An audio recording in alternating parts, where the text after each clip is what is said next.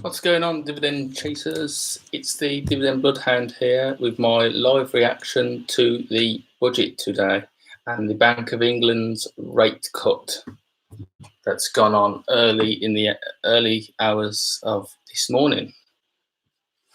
So in this video, it's going to be a little bit incognito because I don't know what's going to happen that much in the budget. So I'm going to be waiting and seeing what's going on. Obviously, I realise that I'm a little bit early in terms of what time the budget actually is and how long it's going to and how far it is away. But I thought I'd just start up early to give my reaction to the rate cut that we've already seen today. So the Bank of England has decided to cut the UK-wide interest rate, kind of followed on from the Fed in America. And cut its interest rate from 0.75% down to 0.25%, which is obviously a attempt to assist in to keep people spending in this time of health crisis. So following on from that, obviously credit will be cheaper again still. Which is a good thing for anybody that's got a loan, mortgage, or anything along them lines. When you potentially remortgage, you'll be able to get a little bit cheaper rate. Now, on £200,000, that's actually a considerable amount of money, and as you go up and up and up in terms of the value of your mortgage, the amount you save per month will obviously actually be much higher than that. So yeah, quite an unprecedented move, really, just to cut it just like that so quickly. But obviously, they've reacted to the health issue that we're experiencing, and the oil price war that is currently going on. Now, what I would like to say here is that I actually own shares in Occidental Petroleum, and that's already became the first casualty of this oil price crash, cutting its dividend yesterday from 79 pence per share to 11 cents per share, which per quarter. So cutting down to 44 cents annually per share, down from the massive amount that it was. The one bright side about this is the share price is actually so cheap now that is actually still a reasonable yield in some respects. Just to give you a hint at like what I'm actually going to be doing, I've got my phone here to watch as news and things come in. I've also got some money in my investment account ready to deploy this afternoon in the American or UK stock markets, should I feel that it becomes necessary for me to do that, or should I want to do it. Should I say I might even decide to hold off on that because of the turmoil that is in the markets at the moment. I just have to wait and see. But we've got a very long time to go until the actual budget actually kicks off. I think Prime Minister's questions first, which is a bit of an interesting one, to be fair, because we're going to want to see what questions are going to be asked of the Prime Minister in terms of what his reaction to the government's reaction as a whole to this health scare, what the country is going to do in terms of the hospitals, the military, police, the business, everything along them lines. Is there going to be any tax relief? And all of these questions he will probably defer to the budget, because most answers, the root cause of everything is obviously money. So we're going to be waiting on what the chancellor decides to say. I'm pretty sure the Prime Minister obviously knows exactly what's in the budget, but he won't want to steal any thunder from his chancellor. He won't want to steal any thunder from his chancellor, so he'll allow his chancellor the limelight to present his budget. Some of the things that have already been mentioned are a massive boost in infrastructure spending, up to £600 billion from 500 billion over the course of the next Parliament, which is a huge uptick in spending. Bearing in mind the government's already committed to HS2, this is a good thing to look at for further investment in infrastructure providing companies, construction companies, because that's what this is getting at. There's also been a fund announced for dealing with potholes. Because obviously that is a major blight on British roads at the moment, because everybody hates driving along and then jolting through a pothole, just risking damaging your car, all because the roads aren't being maintained properly. There is a preview coming up on the news about what's going to be in the budget and what has been announced, so I'll be keeping an eye on that. And then we're also watching out for what happens with this health scare at the moment as well, right, where countries like Italy are at. They've had a steep spike in cases. The UK has had a steep spike in cases. China's supposed to be slowing down, but I would take what they say with a massive pinch of salt, because it is China at the end of the day, and it's state-controlled media. South Korea is still struggling, and it seems to be spreading throughout the rest of Europe. So we've still just got to wait and see for what the future holds. Thanks for joining me, guys. The two of you that are around, please interact if you want. Drop a comment if you've got any questions. Hit the like button if you want, or anything like that. I'm here for the next hour or two. So please get engaged, get involved. Get engaged, get involved, and ask any questions you want. Start talking with each other, start talking with me. I actually enjoy talking with people and answering people's questions live, so please feel free to get involved. No way, George. Hey man, how are you? Long time no see. Bloody hell. Yeah, so I'm just reacting to news of the budget today. Let's see what this has got for us in terms of tax breaks and extra money in your pocket, and fuel price increases, where the country's going to spend the money, what we're going to do with the economy, how is this health scare going to affect the economy. Obviously, people aren't going to be going out eating at restaurants. Transport's going to take a hit. Anything like that is going to be a real struggle. So I'm interested to see what the chancellor decides to do to mitigate this, and how he's going to help the likes of normal people, the likes of you and me. So I've finished work for the day today, so I'm here now for the rest of the morning and the afternoon. I'm just going to give my live reaction to whatever we see on the news. Whatever we see on the news and whatever we see in the budget. It's something that really interests me, and I hope it really interests you as well.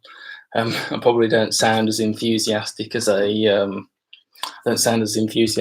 should, but I can't shout too loud because of where I am. I'm actually sharing a building at the moment, so yeah, I'll endeavour to give my best reaction that I can and my thoughts. But obviously, you're more than welcome to tune in on the actual news channels that will be presenting the budget properly. But I'm going to give my reaction to what it might do for my investing portfolio, and then give my thoughts on the ramifications for this country as a whole, and for my career, and for my own personal interests. And feel free to get involved in the comment section and start talking to each other. Ask anything that you want, really. I'm sort of knowledgeable about this sort of thing. I'm not an expert, and please don't take anything that I say as financial advice or anything like that. It's just my opinion. But I have been in the investing community now for quite a while, so I semi know what I'm talking about. Yeah, so just waiting for the budget to happen. Now I'm just sat here watching my little TV and presenting the information. to you guys. Yeah, so we've just got news that the Bank of England's rate cut has happened, obviously, 0.5% cut, and they actually said they would be prepared to go even further than this if they really have to, all the way down. I mean, the Fed said that it would go to negative interest rates. I'm not quite sure how badly that would work. To be fair, if your interest rates went negative, surely banks don't make any money, or make a hell of a lot less money than they would now. So the UK didn't quite commit to that. The Bank of England didn't quite commit to that. But when asked the question, would you cut the interest rates any lower than 0.25%, which is now, would you do it? And the outgoing bank governor and the incoming governor both basically committed to it and said, yeah, we will cut interest rates all the way down to 0.01% if we have to, if that's what it takes to keep the economy going. Basically, they're also talking about quantitative easing, so pumping money into the stock exchanges to make sure that there isn't a stock market crash. There isn't a stock market crash that would cause a panicked sell-off. Now we've already seen in the FTSE and the US stock markets that some companies have already sold off. I mean, there's some companies on there that are already 20% down. Some of my holdings on Boeing is 33% down at the moment. That's not solely due to obviously the oil price or the health issue. They've got their own issues with the 737 Max. And trust issues there, because that needs to be certified to fly again, and it's not looking like that's going to happen anytime soon. They have got some good news stories though. The 777 Max is passing all its testing, and is has made its maiden flight, and it's looking like that's going to be an okay airframe, and that's like the big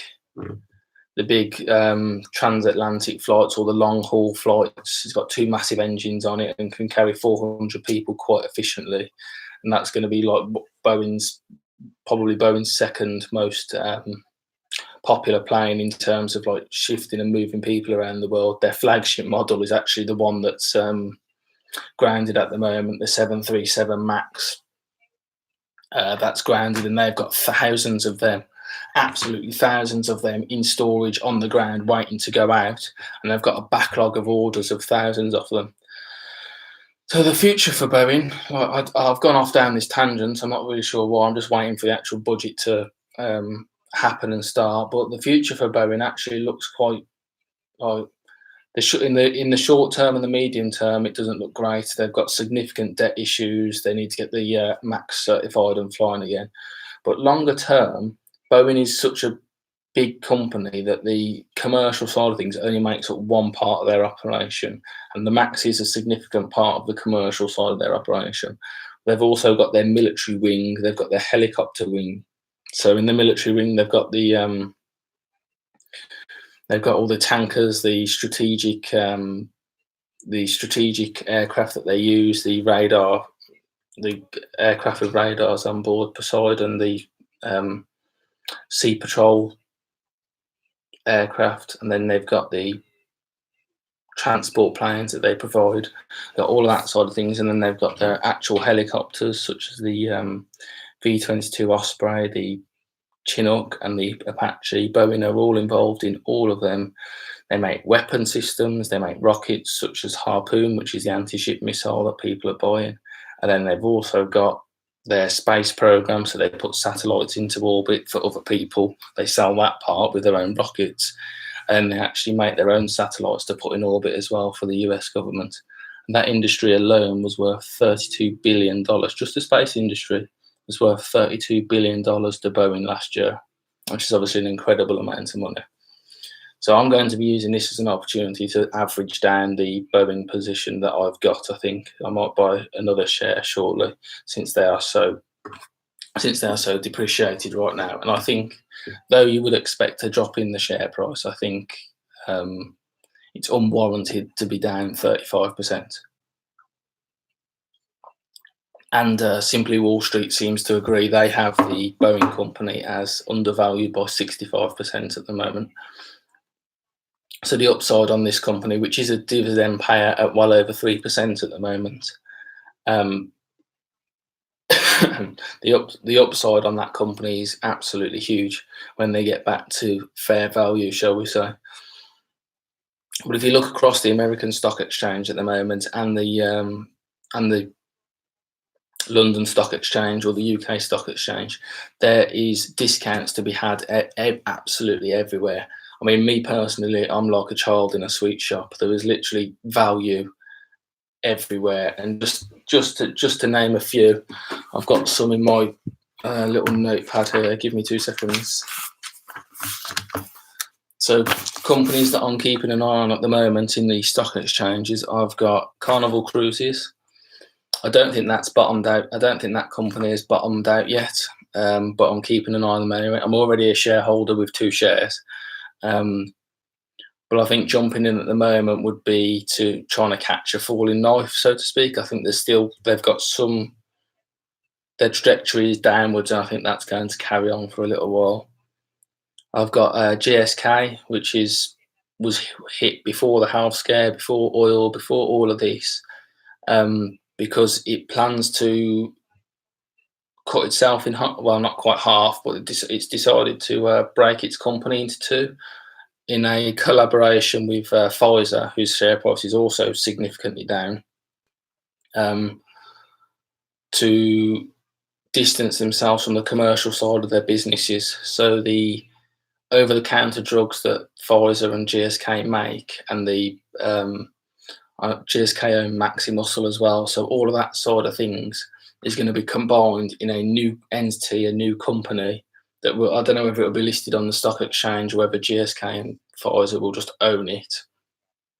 But that's caused a ripple through the stock price at the moment. So GSK is significantly discounted, but its actual balance sheet is really strong. They've got major plans, and obviously investors don't like change, don't like major plans.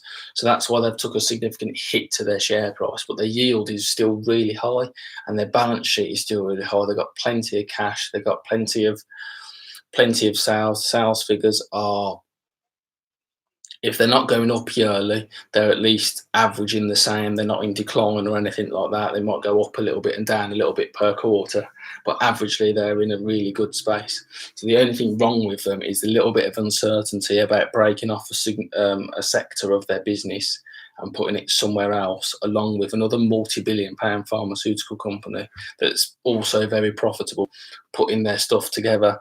And I think I generally don't think that's going to be much of a problem at all. I really don't, and that's why I would definitely look to get involved in them as well. Just my opinion, guys. Take it or leave it. Like, please don't take this as financial advice. I'll get that out as a disclaimer right now. I'm not a financial advisor. Don't pretend to be. This is all just my opinion based on my own research. You could do your research and come up with a completely different answer to me, in which case you would not invest.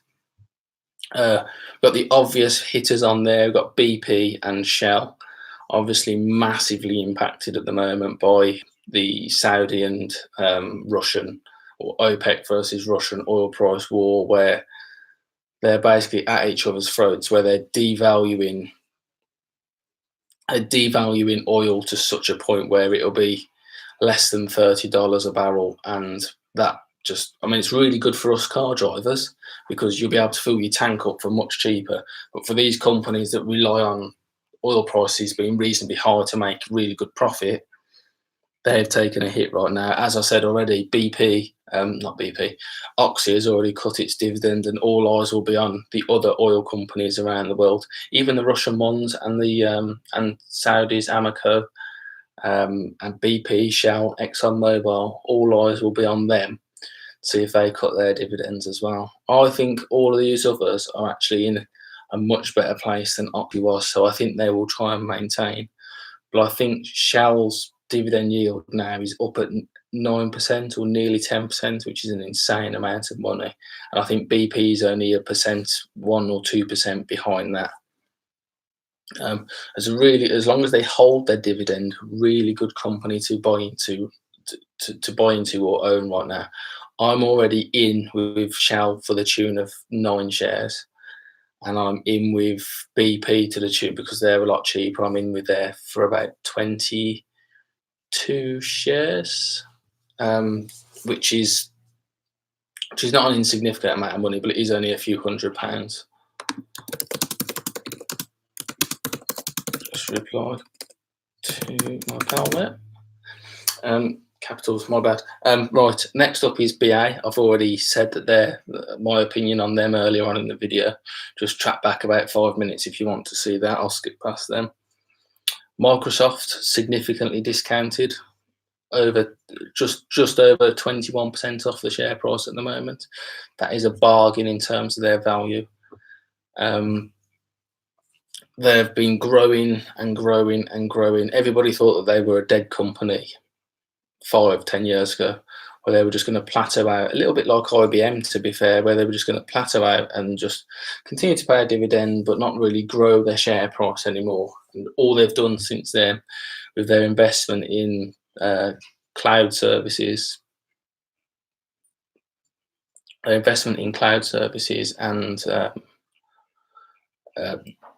Xbox One live services, all that sort of thing, is they've just continued. They've kept pace with the times, kept pace with these up and coming tech companies, and carried on growing, basically, which is absolutely incredible. And that is why I think their management are really good, and that is why they're a big target of mine to get on the list. Yeah, they're a big target to get on my list. Big target to get on my list and get into my portfolio. Apple is almost exactly the same, to be fair. They're going to be hit quite hard by the healthcare issue, because a lot of the production takes place in China. And obviously China has been shut down a lot, and it's already warned that it's going to miss its Q2 revenue, Q2 earnings, because all their factories have been shut, and that's created like a stunt in demand, so they can't get can't build their product, therefore they can't sell their product. But this company is sat on so much money. It's just in cash, in the bank. It's got hundreds of billions of pounds or dollars,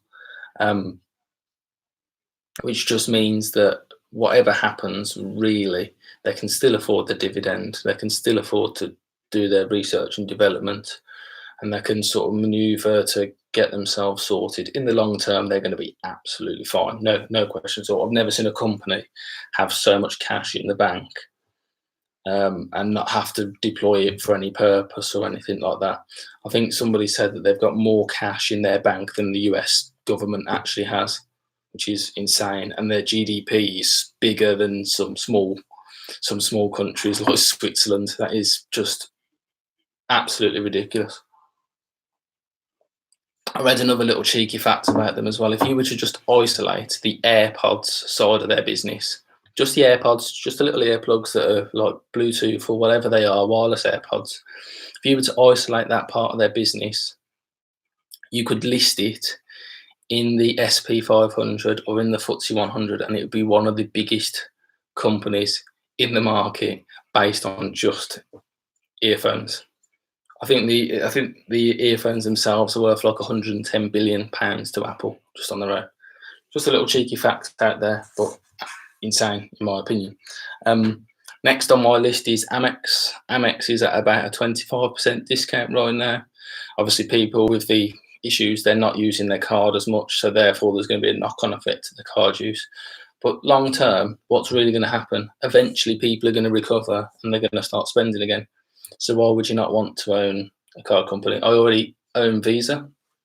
I've already got hold of Visa, bought them at a significant discount. They've depreciated another couple of percent, but not really fussed about that at all. So yeah, Amex is definitely on the top of on the watch list, and so is MasterCard. MasterCard are a little bit more expensive. I think it's about $215, $216 pounds for a share, $270, and that is exactly the same as Amex. there'll be a slowdown in spending naturally because people are staying at home. People aren't doing the usual things that people do. People do spending on this, that, and everything. Spending on their coffee at Starbucks, spending on clothes, spending on this, that, and the other. If you're not doing that with your card, and card makes up such a big part of society now, then companies like MasterCard, Amex, and Visa are going to take a hit to their earnings. But it is literally just a little dip, because eventually people recover, the virus will disappear, and guess what? People will start spending all over again. And there's nothing that the MasterCard have to worry about, or Amex have to worry about. Like, they manufacture cards. They don't have to worry about manufacturing cards in China or anything like that, or having like a big stint of supply or growth or anything along them lines. Next up on my list is Raytheon. Surprising, really. Defense contractor falling so much. I didn't think they'd be as exposed as they are, but they are down 26.5% at the moment, a significant discount. Cost you £135 per share. They got a yield of 3.5% now. The reason for this fall is not insignificant, to be fair. I can't really find anything. I don't know why I keep looking at the piece of paper. I can't really think of anything major that would cause this. They've come off the boil a little bit because everybody bought into the war stocks when that, I don't know if you remember, when that airstrike went in against that that Iranian general. But all the defence companies even in the UK stock exchanges all took a spike. They all jumped up because a lot of investors took a put on. Wow, could be conflict coming up, could be quite serious conflict coming up. I want to own a piece of that action. So I think some of the depreciation has been because of that. And then they are exposed a little bit to the airline industry and the shipping industry and the cruise line industry and something like that.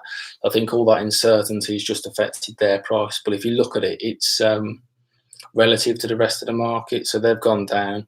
Boeing's gone down. I know Boeing's got its own issues that I've already mentioned, but Boeing's gone down as well. So has Lockheed Martin. Lockheed Martin's took about a $50 hit to its share price. General Dynamics has, Northrop Grumman, all of them are down. So to be fair, when you look at this sort of problem and it's relative across the market, you are not in such a bad place to invest, really, because it's just this whole scare that's affecting everybody's share price, everybody's issues. And do I think it's going to get worse before it gets better? Probably. But will it get better? Most definitely. It's important not to panic or panic sell. I mean, I'm so far down at the moment. I'm about £500 in the red, I think, something like that at the last look. But not panicking, not panic selling. If I was to panic sell now, I'd make a loss on every single one of my companies that I own. I don't think anything is in the green. And that is just not the point at all. That is not the point. I'm a long-term dividend growth investor. I plan on holding these stocks for the next 5, 10, 20 years. That is the plan.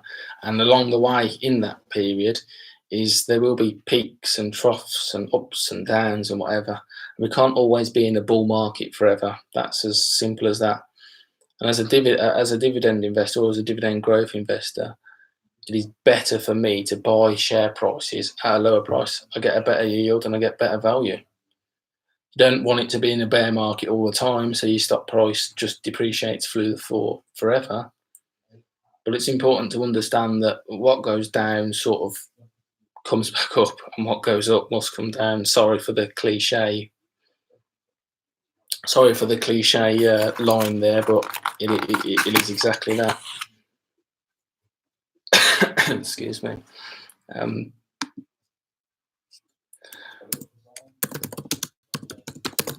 Just answer. I can't type and talk at the same time. I'm terrible. I'm no female. I cannot multitask at all. I either type or I talk. That's it. And I'm trying to watch the news on here as well. Who looks very much like the oldest man in the world right there. Anyway, And then I had some other stocks on my watch list that I'll just briefly talk about, and that was 3M. I already own a few shares in them, but I was looking at more, but they're only 10% discounted, so I don't think I can. To make best use of my money, I think I'd like to get into something that's a bit more discounted than that. I think they will recover quite strongly once they start getting this revenue from the masks that they make. But they are quite exposed in China. AT&T as well. They made my list of buys, but I've ruled them back out basically because the discount just isn't enough. Though I love the company, I'm a long-term shareholder. I love the dividend. I just think my money could be better deployed, shall we say, in other companies for now. Yeah, could be better deployed for now. And then the next one was Starbucks. Still keeping an eye on Starbucks. They haven't declined as much as I thought they would, based on what happened in China. Yeah, based on what happened in China, they haven't declined as much as I thought they would. I thought they'd be at least $60 a share by now, and they haven't. But still keeping an eye on them should they go any further, but not fitting the portfolio right now. Next was Cisco, exactly the same thing, just not enough of a discount, unfortunately. So ruled out, but they have a strong yield, and they would be something I would add in the future, maybe when the market like levels out a little bit, and it's, it doesn't seem to, it hovers between $40 and $50 a share. It's currently at like 39, I think, but it's been in the low 40s for quite some time. So free trade is only seeing it as a discount of about 3 or 4%. I think there's, again, better ways to spend my money. Nike is exactly the same. Again, 10% discount, but just not enough to take it over that threshold for me to like focus on and go after. But I am keeping an eye on them, especially based on the amount of sporting events that are being postponed, cancelled, rearranged. And then I'm looking at I've got one eye on the Olympics as well. I know I think it's been pushed back a little bit at the moment, but should a government or the Olympics committee or ruling body or whatever they are decide to cancel that, that will hit clothing companies, and especially the likes of Nike and Adidas, quite hard. And that's what I'm not waiting for, but that's what I've got an eye on. They are at a discount, and if I had a lot more money to invest, they would definitely be on the list. But unfortunately, money is finite; it's limited. Can't go everywhere. So I've just got to wait and add it to my list in the future. Next one was Disney. So Disney's taken a massive walloping, but I just don't think I can afford it. I could bring that one in, but I'd have to drop one of the others back out. I think Disney are 18% down now, but that is really, really, really significant discount. And I think that's just purely because of the theme parks being, well, they've got a new CEO in charge, but they've taken the hit on their theme parks being closed, and that's such a massive revenue earner for them. So their theme park is closed in the Asian area, definitely the one in China, and I think the one in South Korea. And I think investors are worried that if that spreads global and they have to shut all of them, that is going to be a huge amount of money lost. But at the same time, what I would just think about is if people are having to stay in their houses all the time because they're quarantined, isolated, or whatever you want to call it, what are they going to be doing? They're going to be streaming. They're going to be looking for things to do with themselves. So you might find there's a massive, I'm not saying that it's going to make up for the complete loss of theme parks, of course it isn't, but you might find that thousands, hundreds of thousands, millions of people being quarantined and looking for something to do might sign up to Disney's new subscription service. It's just a thought. I'm not going to buy into it, but it's just a thought. They might just sign up to it, and that's £7 or £5 to £7 a month off each person until they cancel it. So And a lot of people never cancel these things. Think about the amount of unused gym membership that's out there. People paying for a gym that they just don't use. Um, Disney could benefit that way for sure. And then last but not least was the SP 500. So the ETF that goes across the whole of the American stock exchanges. Not actually in my portfolio yet. Not actually in my portfolio yet. I really want to get it in there. But again, it just isn't enough of a discount for me to justify it over any of the others, even though it is a less risky discount and I really do want to add it. I just can't fit it in. I've got £500 to spend. That's what I've got. That's what I've pulled out of another investment account to put in now to try and take advantage of this. But that's all I can get at this one time, and I've got no other money from my salary to add to it, unfortunately, until payday. So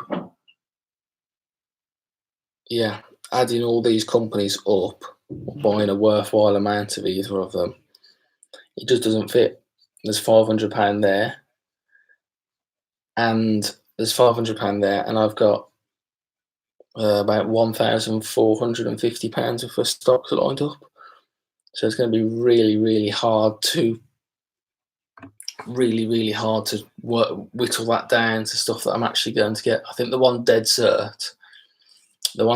one is Boeing, because I already own that and I'm at a significant 33% loss, the biggest loss, and I want to average that down so it doesn't look quite so horrible in my portfolio.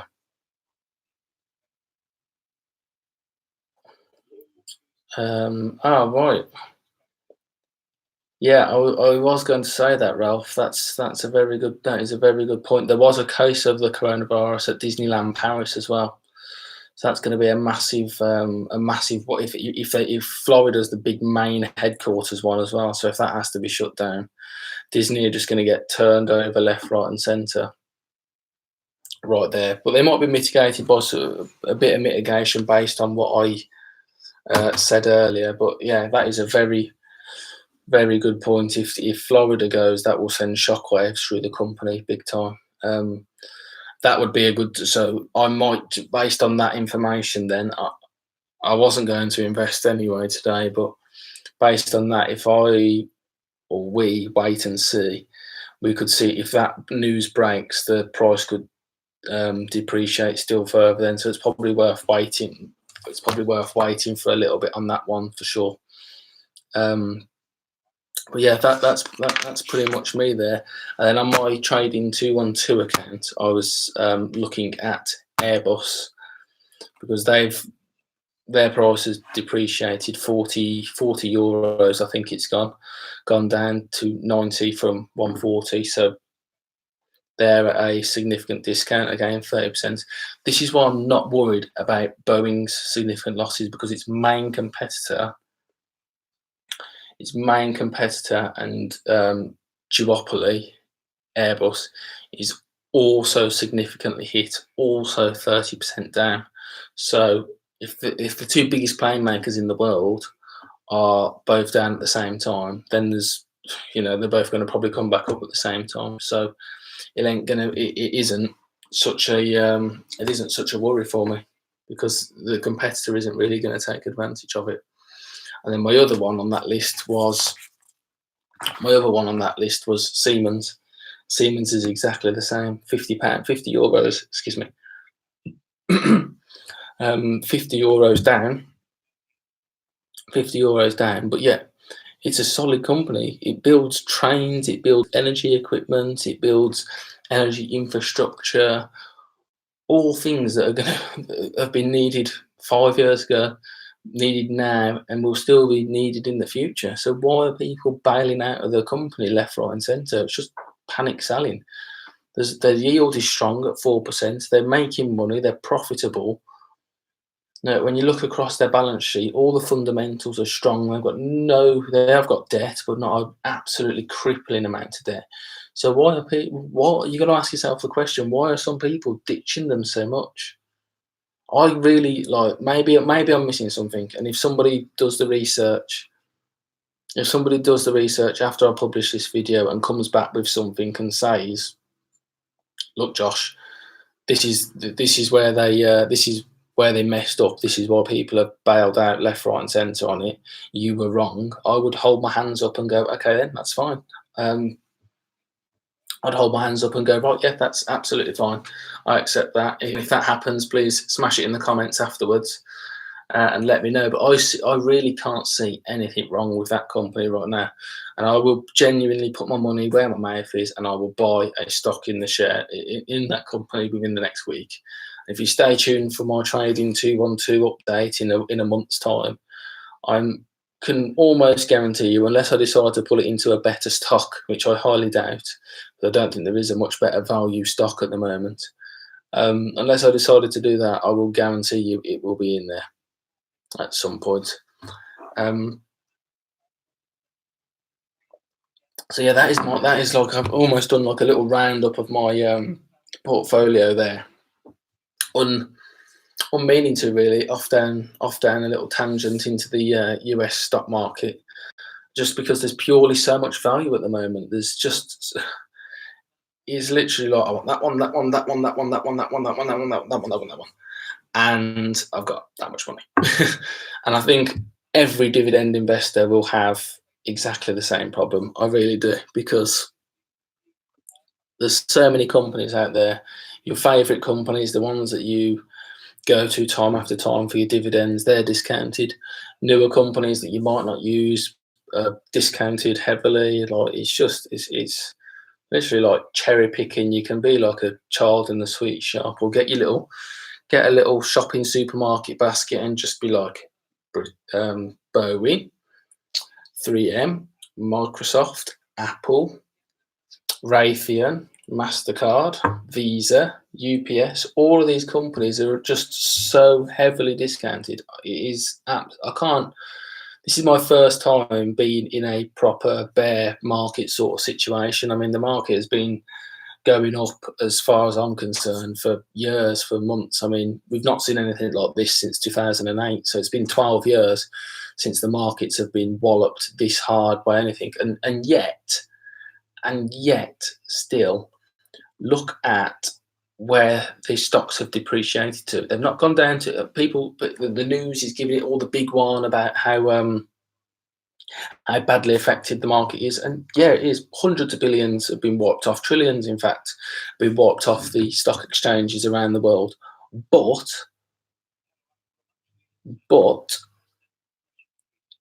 the markets are still at a higher level than they were in 2008.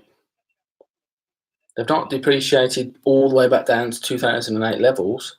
They've gone the same distance, but the market was up here. Sorry, try and get that right on the camera. So this is 2008 here in my left hand, or on your, in your left hand, and this is now in my right hand side. But there's still that gain. So if you invested here and you stayed in the market till here, even now, even with that reduction, you've still made money across that. I don't know if that's clear for you guys, but you've still made money across that point just by being a long-term investor and holding faith. And then guess what happens? We come out of it, and then the market will just fly again. It nearly always does. If you look at the statistics, and companies always say, and the investing companies always say, past performance isn't an indication of future performance. But if you look back at the last 2, 3, 4 stock market crashes that we've had, like this one, 2008 financial crisis, the dot-com bubble, and then go back further than that, the market always recovers, and always ends up at a higher point a year down the line or 2 years down the line. 100%. There's no fail rate. There's literally, look back until the very inception of stock markets 150 years ago. Whenever there's been a crash, the market always recovers eventually. You just have to play the game and stay in and hold on, sometimes really, really tight, for as long as you can. And then you will be rewarded. That is how so many people have made so much money out of the stock markets over the years. Yes, you'll see all these forex traders, and God, they get on my nerves with all these incessant adverts. If they're that successful, why do they need your money to gamble? Why do they need your money to go into the to go into forex? Like, seriously, if you're that good, you're that successful, you've got the Lamborghini, you've got the massive house, why are you even still doing it? Just trade your own money. You've got plenty. Why do you need mine?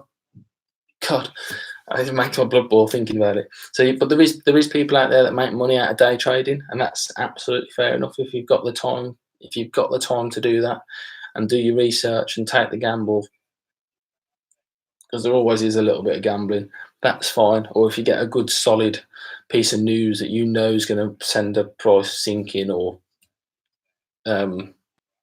increasing, then absolutely brilliant. Like, why not take advantage of that? Of course. But that's just not for me. I can't do the research. I haven't got the time. I'd much rather do one bit of research once, find out that the company is going to be absolutely perfect for the next 5 or 10 years, and invest in it, and then just play the long game and watch it go up and down, but still eventually increasing over time. And I think the way a lot of people liken it to, a lot of people like it. Look at me getting comfortable. A lot of people liken it to is like somebody. I don't know if you guys know what a yo-yo is. I assume you. I assume you do. Like somebody walking along with a yo-yo, and that's the stock price doing that. But then that person with a yo-yo is walking up the stairs, so they're going up like that, and that's what the yo-yo is doing, up and down still, but still going upwards at the same time, up and down. And then occasionally there is a big drop, so the person falls down the stairs. Excuse me. So yeah, there's a big drop. The person falls down the stairs, but then they get themselves back up, and they pick their yo-yo up, and then they start walking up the stairs again. And that's what happens. I promise you, if you look back over all of it, over all the history, that's exactly what happens. This time, it won't be any different to the last one. Eventually, timescale might change a little bit, might be quicker, might be longer, but I pretty much promise you that it will recover based on past events. Now, it's not an absolute cast iron promise, invest all your money now, but just based on previous events and previous happenings, this is exactly the same. Even when you look at other health scares, when people were starting to talk about bird flu, Ebola, what are the others? Sorry, I really can't think about it. Bird flu, Ebola, Zika virus, mad cow disease, all of them hit the stock market. All of them made, I don't know whether they hit them as hard as this, but they certainly hit the market quite hard. But then within 6 months or a year, prices recovered, either back to the same levels as it was before, or even further. I think we're moving towards the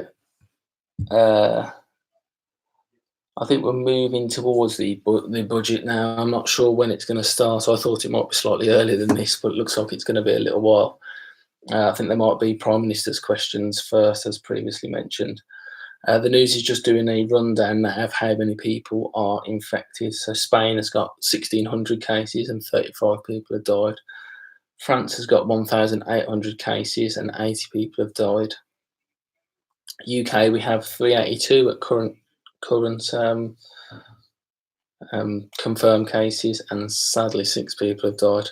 I don't know if you saw that the government minister for patient safety herself got infected with coronavirus. There is a slight irony there, being that she is the minister for patient safety, but hey ho, we wish her a speedy recovery and hope that she's fine. Basically a bar. Right, is it in the 7? Sorry, I can't type and talk.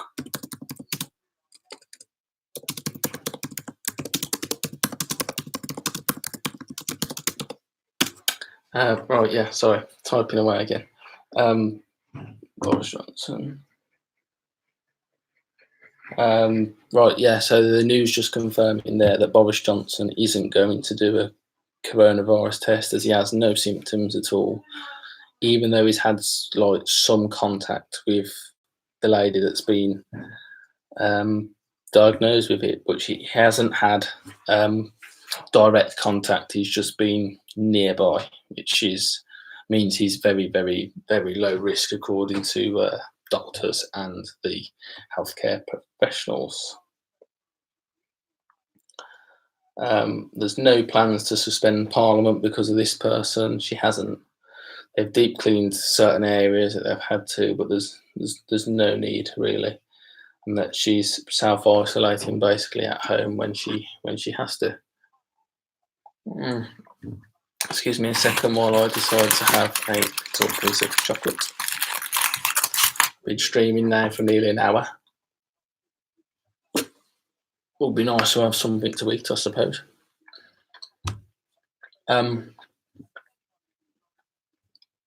Yeah, so the Bank of England reducing its rates.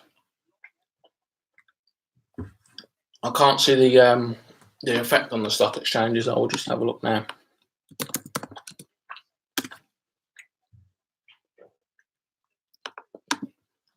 So at last check, we are now above 6,000 points in the FTSE 100. The American markets obviously haven't opened yet, and up 41 points today, or 0.7%. So that's sort of steadied the ship, shall we say, for now. Whether that actually works over the long term, who knows? I really don't know, but we will. I really don't know, but I guess we will see. I'm really looking forward to this budget. I don't know why. I'm a bit sad in terms of the politics side of things. I don't know why I'm looking forward to it. It just interests me. It's a big political event. It affects everything. It touches, things announced today. Touches every single one of us. I'm just going to type a response again. Can't believe.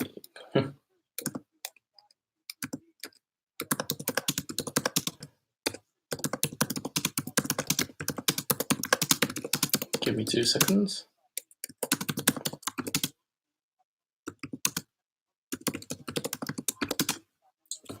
Yeah. So, what was I talking about? Oh yeah. I like I do like a little bit of politics. Self-confessed, do like politics. Love the general election last year. Did like the result as well. That's showing a little bit of bias, but I did like the result. I believed it was right for this country to do and go down the path that it has based on the referendum result. Because if we hadn't have done that, we'd have been in an absolute turmoil, absolute mess of a situation. So I think the country made the right call. A lot of people would probably argue the difference with me over that one, argue the toss, which is probably fair enough. We're all entitled to our own opinions. But yeah, I like a little bit of it. I did a little bit of campaigning, did a little bit of research, watched what I wanted to watch, and agreed that the Conservatives or whatever were the better party for me at this time. Anyway, yeah, back to the point. Like, the budget reaches out and touches every single one of us. Nobody seems to. There's so many people out there that just don't seem to be that bothered by it at all. Really don't seem to be bothered by it at all. And yet, it will just, it will. It affects the. Excuse me. It affects the tax that you pay. It affects how much you'll be paid in the first place in some cases. It affects your national insurance, so how much you'll pay for use of the NHS, and your pension, what your pension will be in many years' time, how much we're going to pay for fuel, how much you're going to pay for shopping, how much the government's going to spend on your well-being, your benefits, your lifestyle, what your house is going to be charged at, the stock market, the housing market, energy. infrastructure projects, all of this stuff, military equipment, police equipment, nurses, doctors, NHS, staffing levels. The list is just absolutely endless. And all of this is announced in this budget today. And nobody seems to be interested in it at all. I can't get my head around it. Why would you not at least want to know the main points? Shall we just say the main points? And some people don't even want to know that. They're just like, I don't care. I'm not interested. But then 5 months down the line, when some of the stuff announced in the budget comes in, and it puts money in their pocket or it takes money out of their pocket, same people are like, oh my god, what's going on? You can't do that, or whatever. Or I'm not prepared for this. And my reaction would be, well, it was announced. It was announced 5 months ago. You know, you could be prepared for it. Why if you'd paid any attention in the first place? So it's such an important part of the, not just the politics side of things, but the economic side of things, and like how it affects all of our lives. Now we're literally just waiting now. So apparently he's announced that it will be the budget will make the UK economy one of the best places to manage the potential impact of COVID-19. And we basically want to mitigate, don't we, for the fact that this is going to happen. It's going to have significant market impact. And we just want to wait and see what happens. I mean, the news is doing its best again to blow this into the next level of panic, anxiety, whatever you want to call it. If you believe the news, you think we're all gonna get it. We're all gonna pass. We're all gonna die. We're all gonna pass away. And that simply isn't the case. Like, if you look at the official government sources and you look at official policies, you can see that the rate of infection is going up, and that's natural. People will infect each other completely by accident. You can't just be completely bulletproof all the time by just the very nature of being human beings. People are going to get it because people will forget to wash their hands. I mean, the advice at the moment from the government is just wash your hands for 20 seconds with hot soapy water, and then you could disinfect your hands with alcoholic gel as well, if you really wanted to take that extra step. But like, that's it. But a lot of people, inherently being human, will just forget, not do it anyway because I don't know, they don't believe in it or whatever, and that creates that tiny little loophole that you need for transmission and infection of others. But if the country plays its part as a whole, it will limit the effect, and it shouldn't get like extrapolated to millions of people. But if you look at like a lot of media outlets, they just focus so much on sensationalizing all of it. And we do get it. It is an important thing. It is a big thing, and people are dying. But the risk to like most people is actually relatively low. It only starts getting bad or worse when you get to people over the age of like 60, where there's a considerable impact. And then the older you get from then onwards, the more likely it is that you're going to have an issue. But for the most part, the vast majority survive and get on. And yeah, it's probably bad. I mean, it's like having the flu apparently, so it's going to hurt. It's going to be rubbish, and it would really suck. But yeah, most people, even in the over 70s, over 80s category, they make a recovery. They survive. They survive, and life will go on. Life will go on.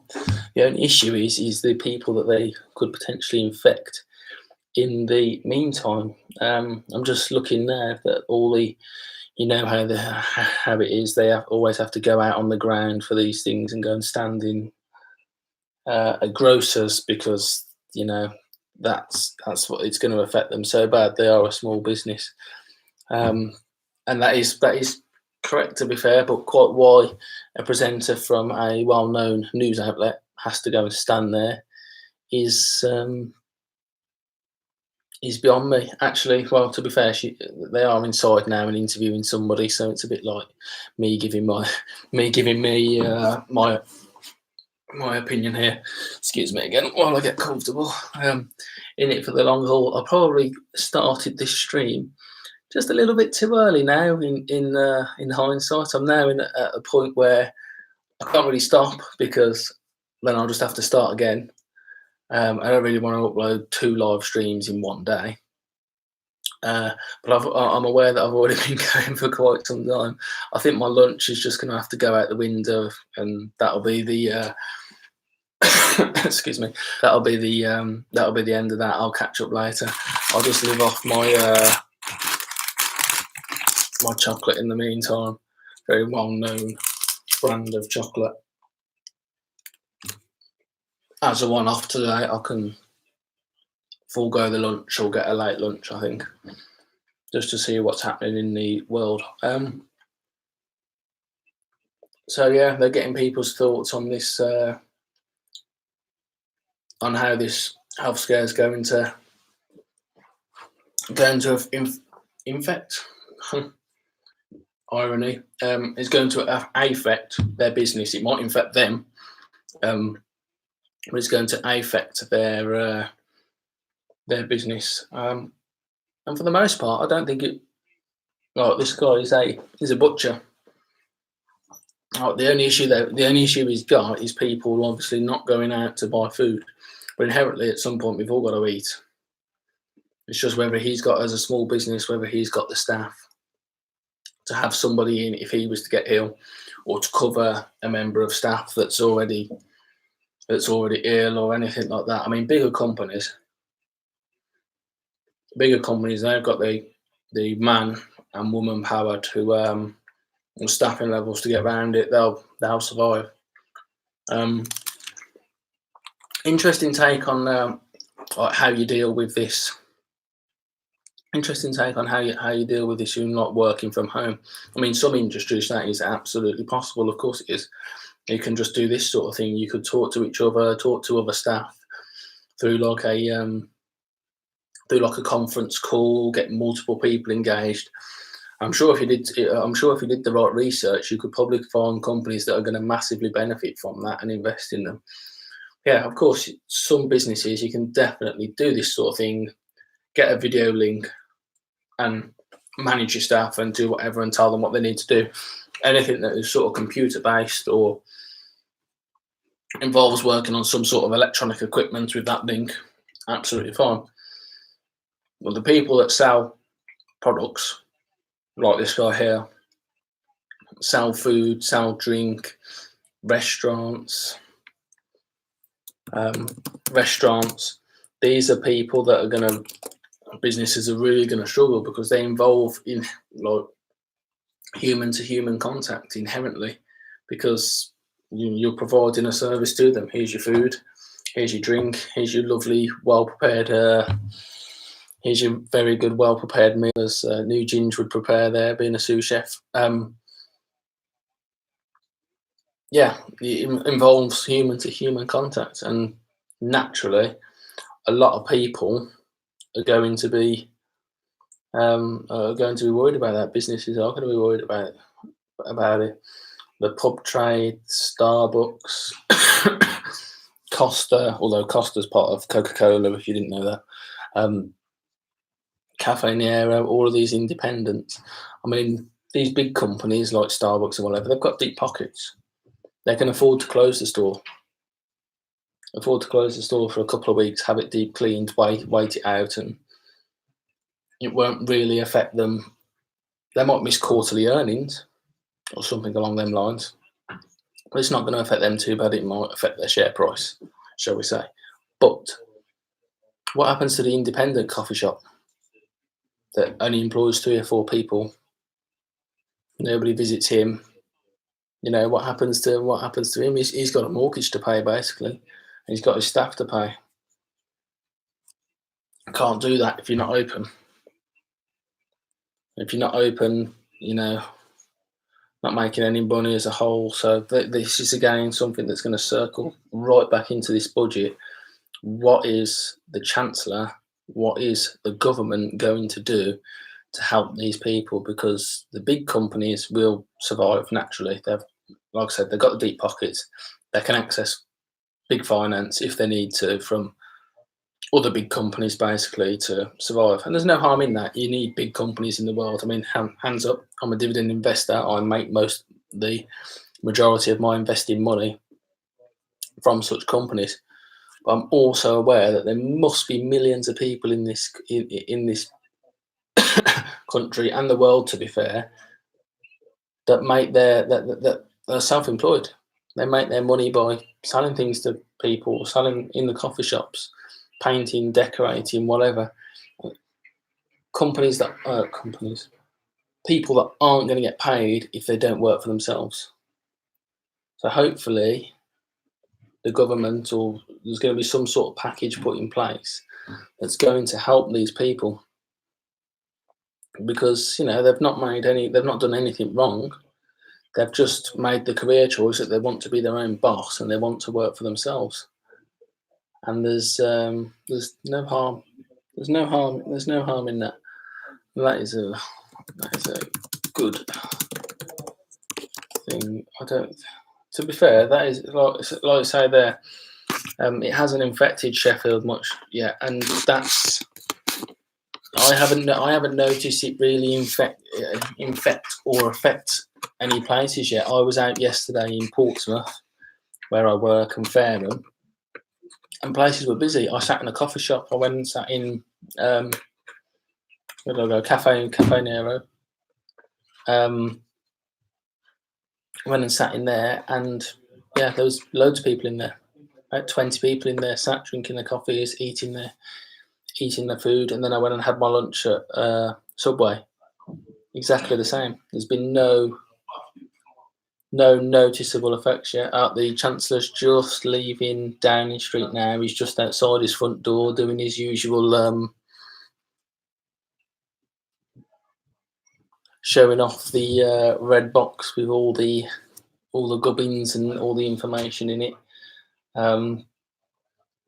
Yeah, new chancellor as well. That's something I can't believe I haven't even spoke about that yet. This guy is extremely young, youngest chancellor ever, I think. One of the most youngest senior ministers ever. Basically took the job on because his predecessor, Sajid Javid, decided to tell Boris Johnson to do one, basically, because Boris Johnson wanted him, as in Sajid Javid, to sack all his advisors because basically his advisors are playing on the other side of the field. They're not all in the same, or so it was thought. So accusation only that excuse me, that they were leaking information. They were leaking government information. They weren't really on board with what the government wanted to do. So Boris Johnson and his team are just like said to Sajid, right, you're going to have advisors and representatives that are on play our side and play by our rules, or you don't have a job. And he turned around and went, all right then, I don't want the job. So he walked, and then that's caused the Prime Minister then to turn to this guy, the Chancellor that we've got now, and give him the job. Give him the job, and he used to be like chief secretary to the who used to be the chancellor. Who used to be his boss, Sajid Javid, and then all of a sudden, the same day, it was like, right, do you want to be the chancellor? And obviously, he's leapt at the chance. He's had to appoint his new advisors. I think the Prime Minister and Downing Street have made sure that all these advisors are on the same page as the government. So it's a bit like a political win there, shall we say. Rishi Sunak is his name. He is very very young or what some people would say, very young for the job. He's just making his way out of Downing Street now and on his way to the Commons, live in his ministerial vehicle, a Jaguar XF or similar to my car. And we're just seeing live shots of that as he makes his way. So I'm just going to give you a quick profile on this guy actually. So he's obviously a Conservative MP. He was born on the 12th of May 1980. His name's Rishi Sunak. He came to office in the cabinet reshuffle in 2020, as we now know. He was the chief secretary to the Treasury under Javid and actually supported him as with Javid being his boss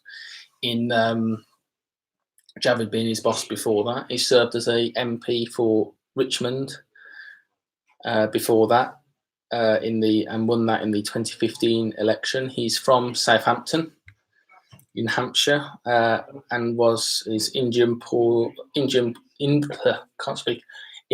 Punjabi by descent, his family. His education was at Winchester College, where he studied philosophy, politics, and economics. That's a good thing to have when you're the Chancellor. At Lincoln College in Oxford, and then he later gained an MBA from Stanford University as a Fulbright scholar. After graduating, he worked at an investment bank, Goldman Sachs, and later a partner at a hedge fund in a management firm, the Children's Investment Fund Management. So yeah, he will be very popular amongst the Labour voters then, won't he? Being an investment banker in his time, they're going to turn around and say, well, what, shock of the rich taking care of the rich. But he's actually came from a slightly poorer background, I would say. Yeah, looking at his record in the election, he was re-elected in 2017 with an increased majority, 23,000, served as the Parliament Under Secretary for Local Government until 2019, voted in favour of Theresa May's Brexit deal because they wanted to try and get it through, but then he supported Boris Johnson in the leadership election, and obviously onwards from there into the actual general election. He's gone from being like a relatively unknown just an MP basically, to a small ministerial position, and then to a slightly more senior ministerial position where he was the chief secretary to the Treasury. So he would be involved in the hierarchies of government, and then all of a sudden, Chancellor of the Exchequer, boom, to one of the big, great offices of state in this country, all in the space of a political career of about 5 years. Now, a lot of people might actually think this guy is future Prime Minister material. He seems like he knows what he's doing. He really does. From watching what I've seen, I mean, I've got no doubt he'll make a really good Chancellor by the look of it. But there is some murmurings that should eventually Boris Johnson obviously stand down, need a replacement, they need a new leader. Not that that's going to happen anytime soon. He could be a candidate, might not necessarily win, but he's a big candidate, and especially because he's so young and so different. Maybe he is not so poor as I thought. He married the daughter of an Indian billionaire that he met while at Stanford University. But he is a Hindu. I didn't know that either. And he was previously a governor of East London Science School. So there's a brief rundown of our Chancellor of the Exchequer. Yeah, I'm not sure what his actual role was at Goldman Sachs. I'll have a look.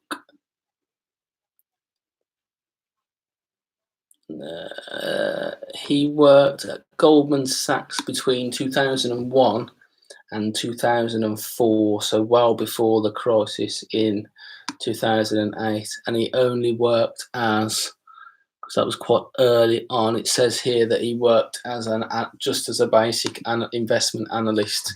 So I doubt he was making any of the big key decisions that would lead to the crash. He was just analysing people's investments. And that's it. Unbelievably, I'm watching his Jaguar sat here now. He got stuck in traffic because he doesn't have a police escort like the Prime Minister. Unbelievably.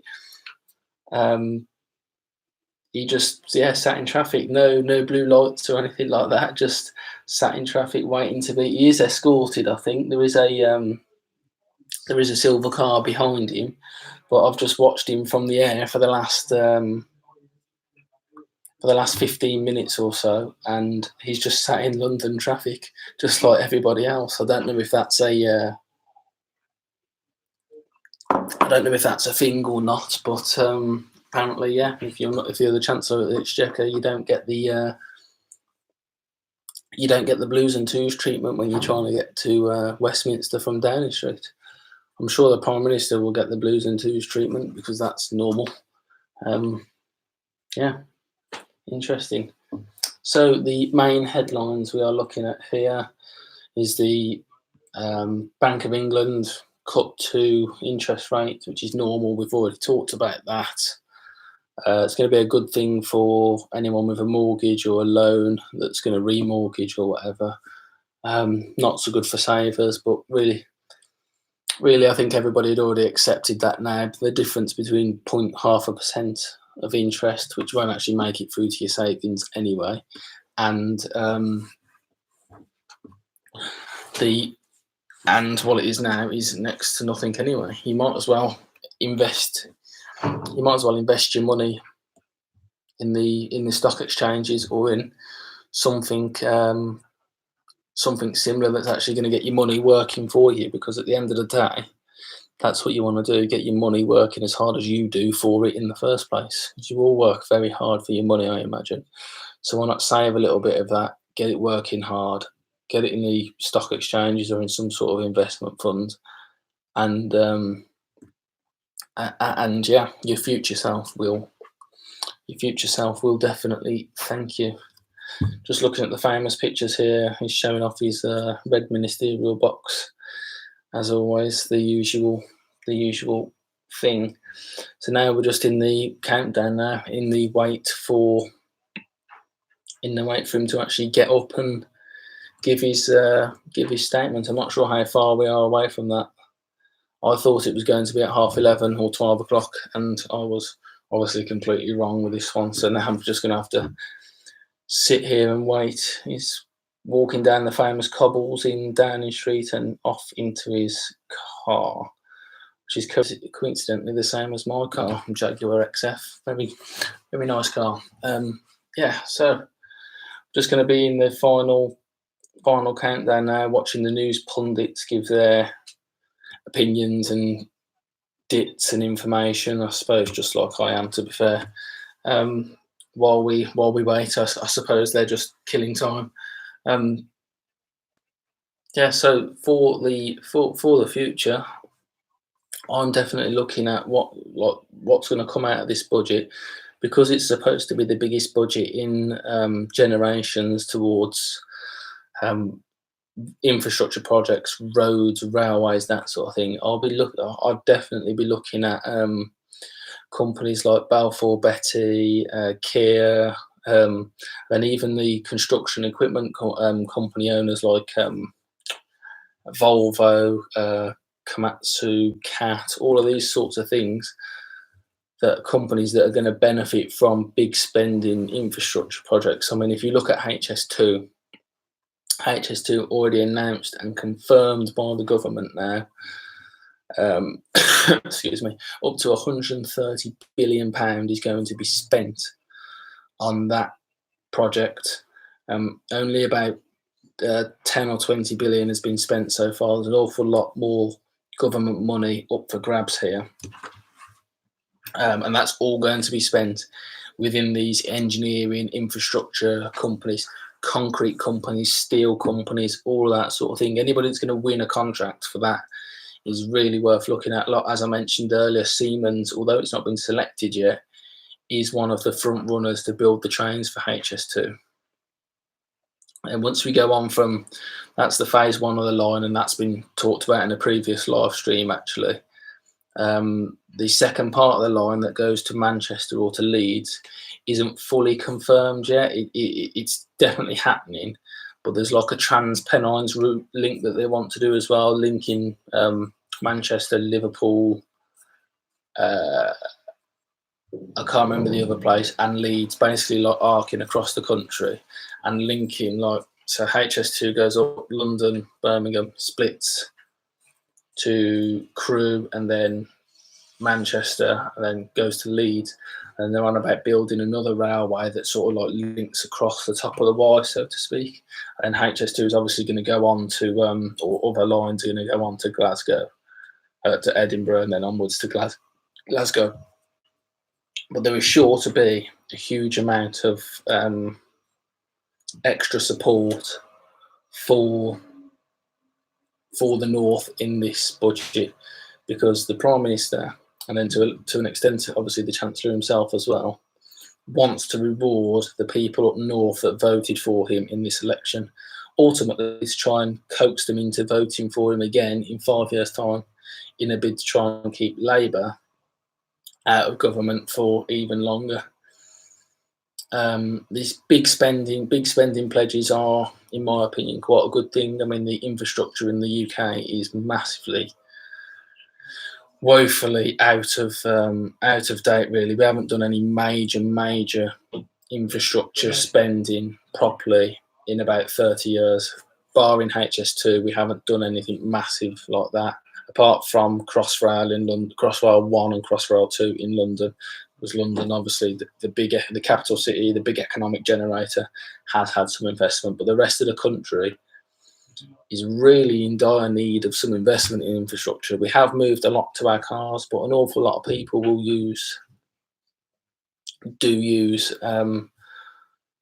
awful lot of people do use their cars still, and a lot of people use trains. And that, as the environment issue continues to perpetuate, there will be a push to get more people to use trains, because your carbon footprint will be lower when using a train the more people that you can get onto it. The more people that are on trains, the more people can use the roads, because they're not driving their cars as well. So it has like a perpetual effect. And another reason HS2 is so good, and I don't want to be the big seller of HS2 and all that, but the other reason is for the freight rail. So at the moment, all the freight trail and the logistics up and down the country has to sort of like worm into existing train times, and that takes up capacity. We can only get so many trains on the tracks, etc., etc. But if you build a whole new track, which is what we're doing, you've got extra capacity straight away there to move freight all around the country a bit freer than you can now. And that takes lorries off the roads, and anything that takes lorries off the roads for me is a good thing. The amount of times I get stuck behind two lorries driving next to each other like that up and down an A road is infuriating. It really does. It's one of them things that really wind me up. I can't get too wound up about it, because we all use products that lorries provide every single day. We all drink pop, we all eat food, drink, buy clothes, anything and everything pretty much in this country that you buy at some point has been moved by a lorry in some varying form or another. It will have some sort of logistics. It will have some sort of logistics touch to it, which transported it from manufacturer to depot, and then from depot to seller, and you bought it, and then you took it home. You took it home with you. So as annoying as lorry drivers are, well, not lorry drivers, but lorries are, they're essential. But if we can reduce them by using HS2, that's a big win for me. I'm interested to see what other infrastructure projects they're going to fund and come up with. I already mentioned the Crossrail not Crossrail. That's already done. I already mentioned the Transpennine route. I'm interested to see what train stations they're going to reopen, because that's been talked about. They're going to reopen some of the key train stations that were closed 20 years ago and link them into the current rail system, get more people using trains again, which is obviously really good. And then I'm interested in what other infrastructure projects they come up with. I love the engineering side of things. Being an engineer myself, I do like the technical aspect. I do like seeing what is physically possible. What can we achieve when we put our minds to it? And money, basically, it always comes back down to money.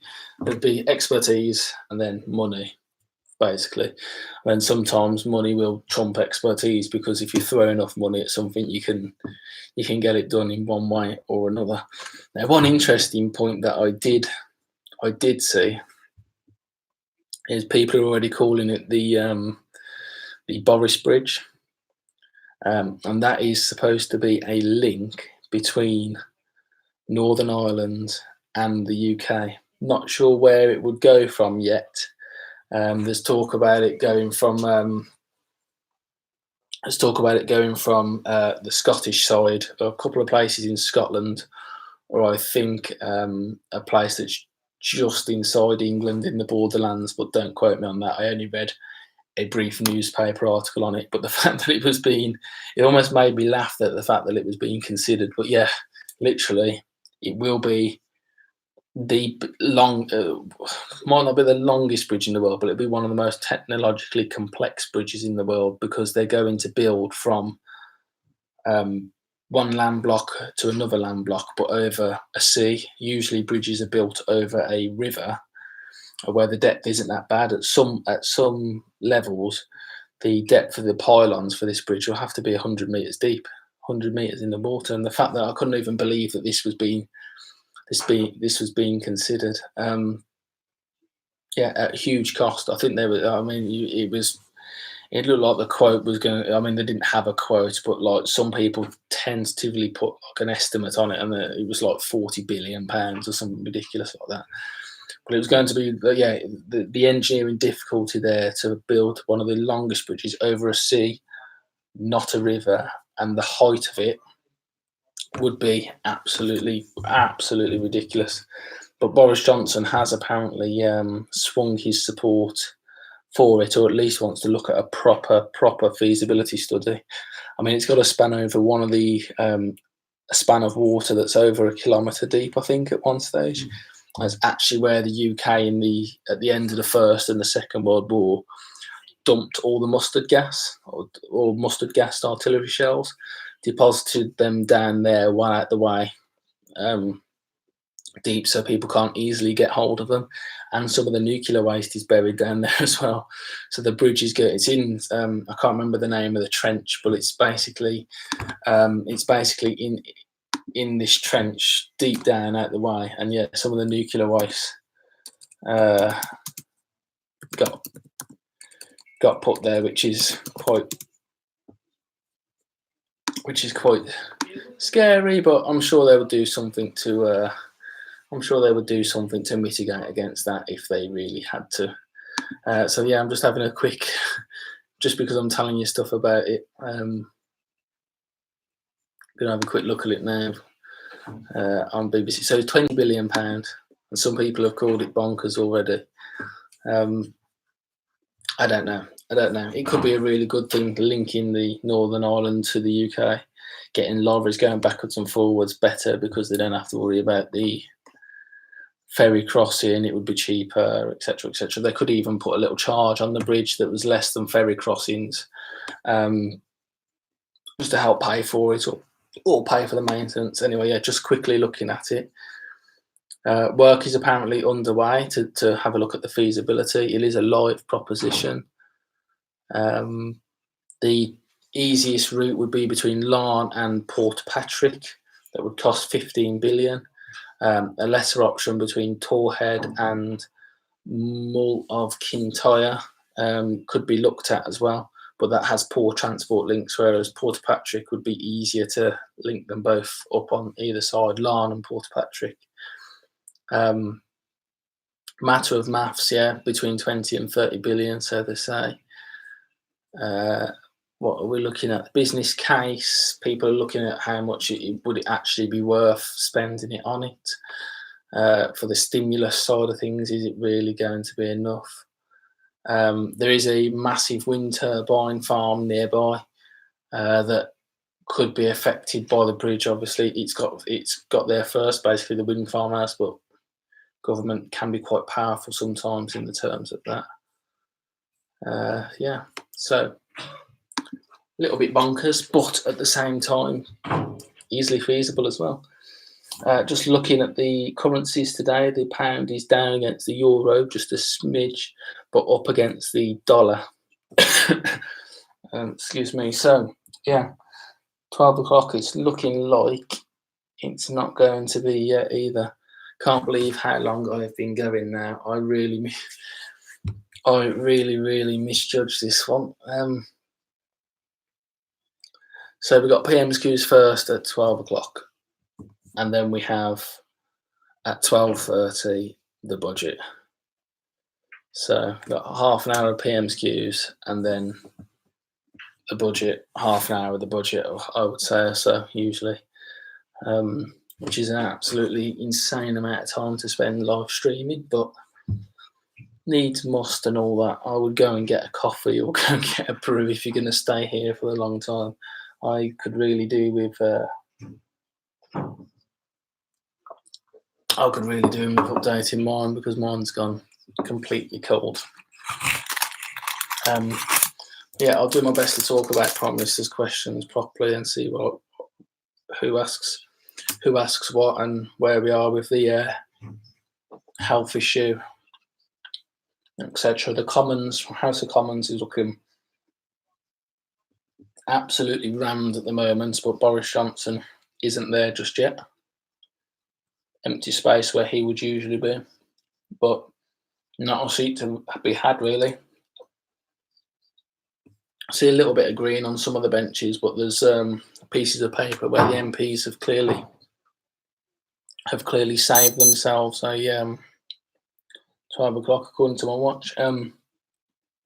Yeah, where the MPs are clearly saving their own seats for what is going to be a key day in economic policy. And just to show you my little setup again, got a little tripod there.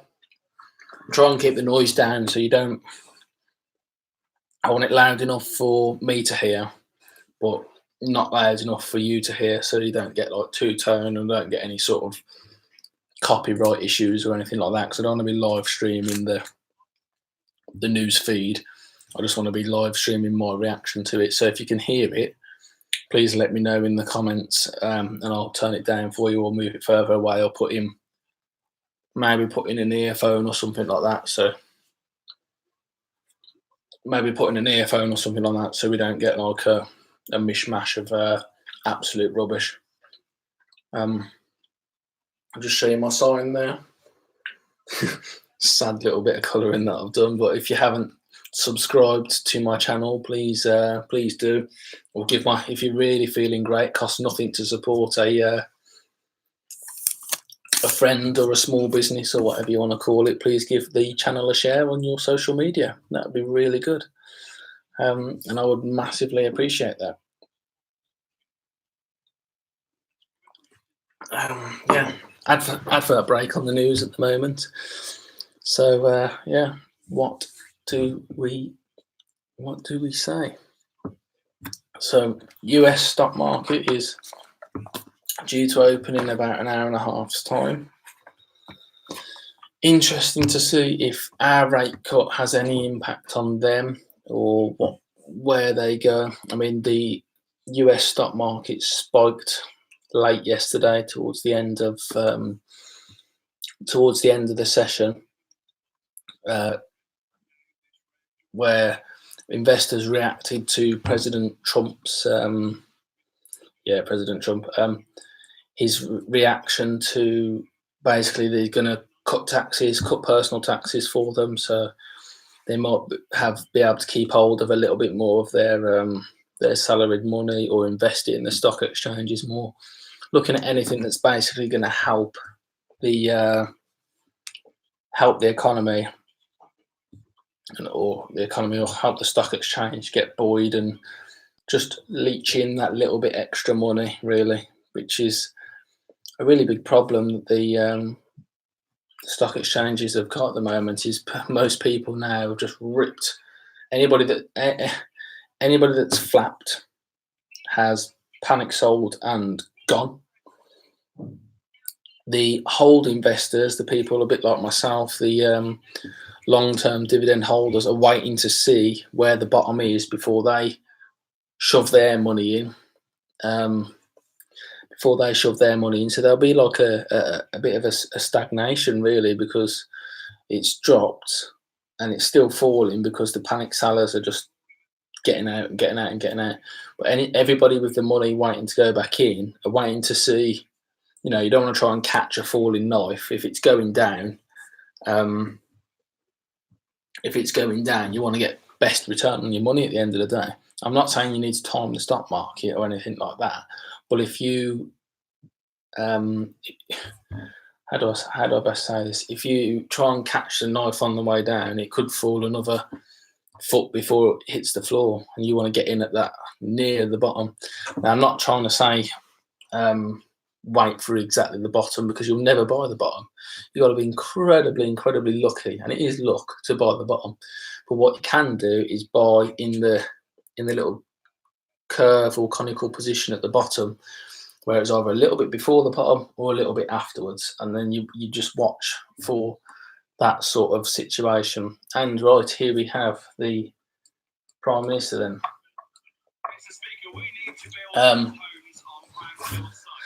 We will see what happens now. So at the moment they're talking about housing and how many houses this government is going to build. This MP is from the Midlands, so he's talking about houses being built in his area and on brownfield sites, because there's a lot of brownfield patches where houses could be built but haven't been built yet. Prime Minister defers him and says there's going to be announcements in the budget. I reckon we will probably see that happen. Jeremy Corbyn is talking at the moment. Can't even say coronavirus properly. But does wish a speedy recovery to the Minister for Patient Care or Patient Safety that has been infected by the virus. Commending the Chief Medical Officer for their leadership and advice given to government and the PM. And in a rare moment of unity, he's actually agreeing with the government response and commending the NHS, which is always like a pet thing of the Labour Party, I suppose, but now the home of the Conservative Party as well. So he's asking why care workers don't get a fair deal in terms of pay, because they might now have to be caring for the elderly with the healthcare issue.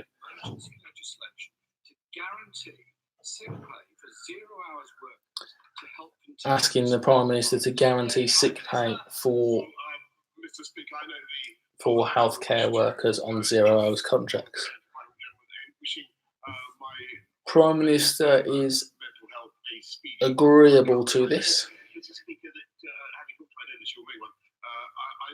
but the 0 hours contracts are in terms of flexibility, so we will see. But government is bringing forward legislation to potentially mitigate against people being seen off because they can't work their 0 hours contracts, basically. And this is going to be announced in the budget, apparently. So a lot of questions in this are going to be deferred until the budget actually starts, I think. So this could be quite a boring, I won't say boring, but quite a quiet PM's questions for once, because Labour largely agrees with what the government is doing on coronavirus. and will vote with it when it does when the legislation does appear in Parliament. So the only things left to argue over are going to be something a lot less important at the moment, because the PM is just going to defer to anything good. He's going to defer to the chancellor to announce. Anything bad is just going to defer in general.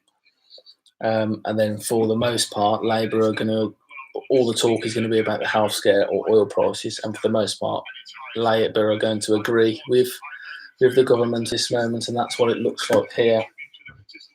Just trying to watch and talk at the same time.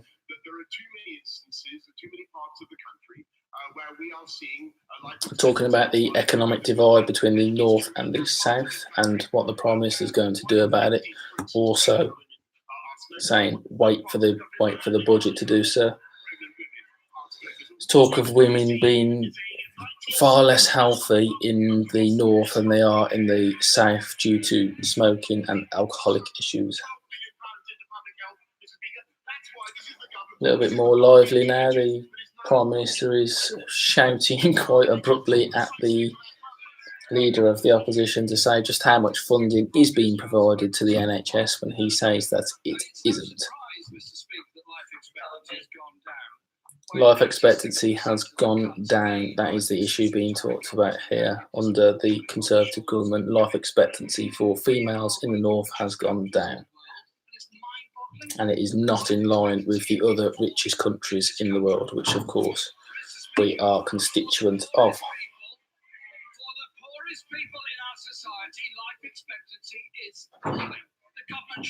And yeah, he is asking the same question again because he's not happy with what the government answer was. Next question is for childcare and the cost of childcare under Conservative government.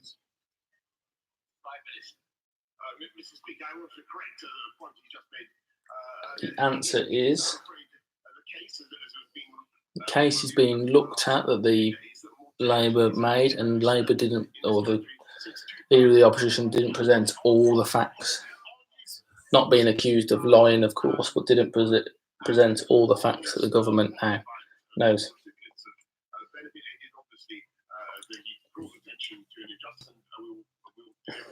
Government agrees that the situation is an injustice and it will be looked at in the near future.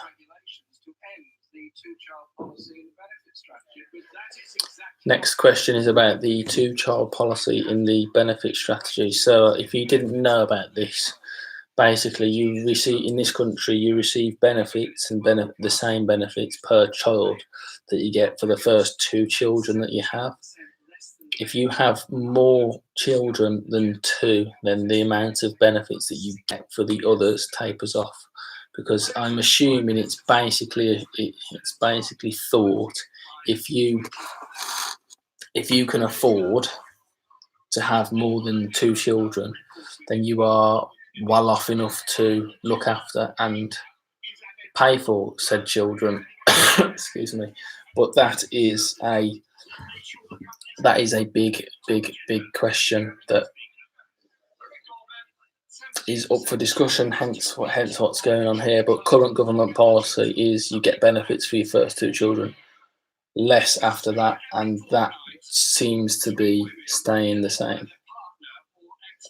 Next question is on domestic violence and what can the government do? What can the government do to help women suffering from domestic violence? Because partners are killing their wives or girlfriends or whatever. There's a couple of cases of each year, and one case is obviously too tragic.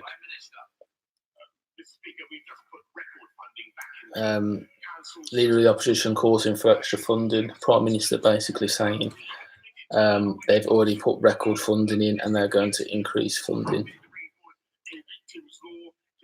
and also bring forward a victims law to help protect vulnerable women and girls. This Parliament apparently is the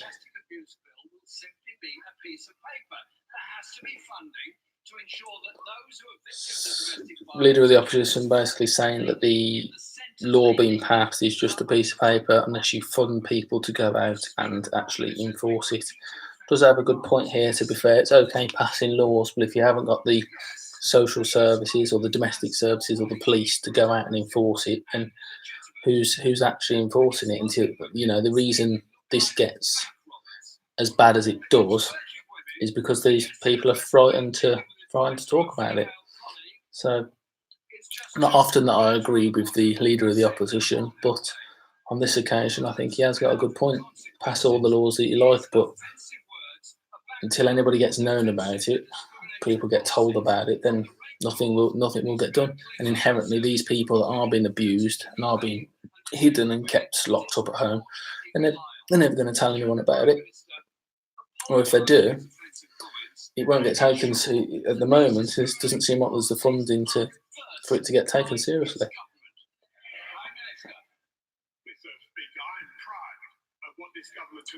Prime Minister is attempting to defend this record now by deferring, really, I would say. He's proud of everything that the government has done across the board, saying that the leader of the opposition basically accused the Conservative Party of being biased against women. However, the Prime Minister has turned around and said, well, the Conservative Party is the only party to have two female leaders, Margaret Thatcher and Theresa May. He turns to Theresa May in Parliament and gives her essentially a rousing war cry to say that she's been the Prime Minister of this country. Labour definitely haven't done that. Labour haven't got many senior female politicians at all, so how dare they lecture on that side of things.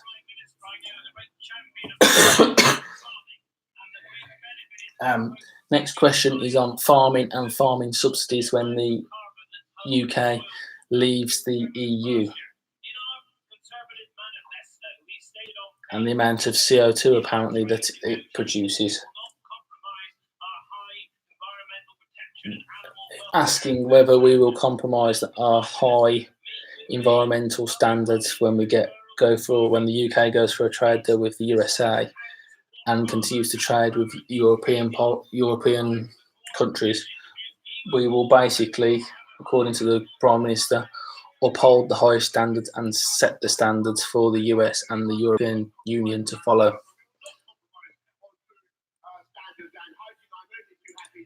All said in the Prime Minister's typical blusty way. So we're on the countdown now. I think we have 19 minutes to go, and now it is the leader of the Scottish Nationalists taking the turn. Nobody likes, well, I'll say nobody likes them. If you're a Scottish nationalist, obviously you do. But then there always seems to be an unpopular moment in Parliament when this guy stands up. Also asking a question about how people are going to be paid if they stop working due to the healthcare issue. Looks to me like the government is just going to bankroll and fund to some sort of degree. Hey Stephen, how you doing? Looks to me like the government is going to bankroll people being off work when they're isolating for coronavirus at the moment. Just waiting for the Prime Minister to confirm that, saying that we've got a better benefits system and an enhanced welfare system just to deal with this sort of thing.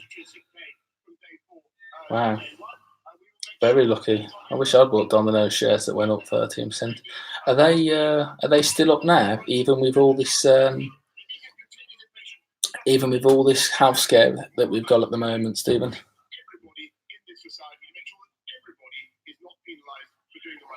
That's decent. No, that's lucky.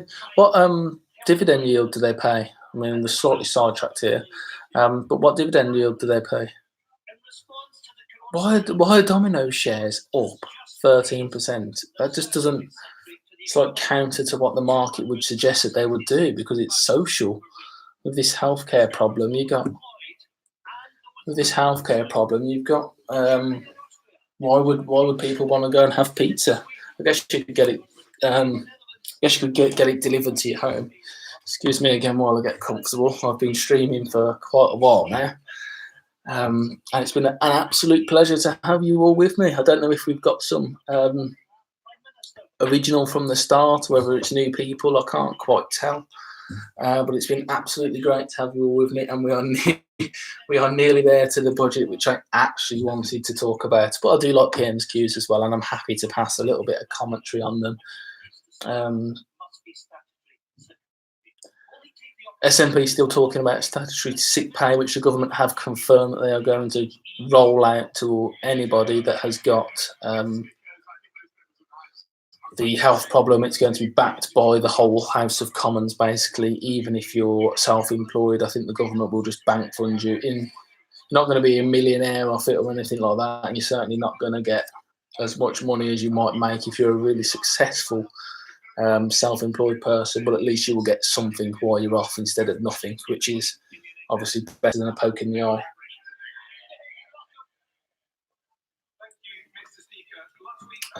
Who are we looking at next?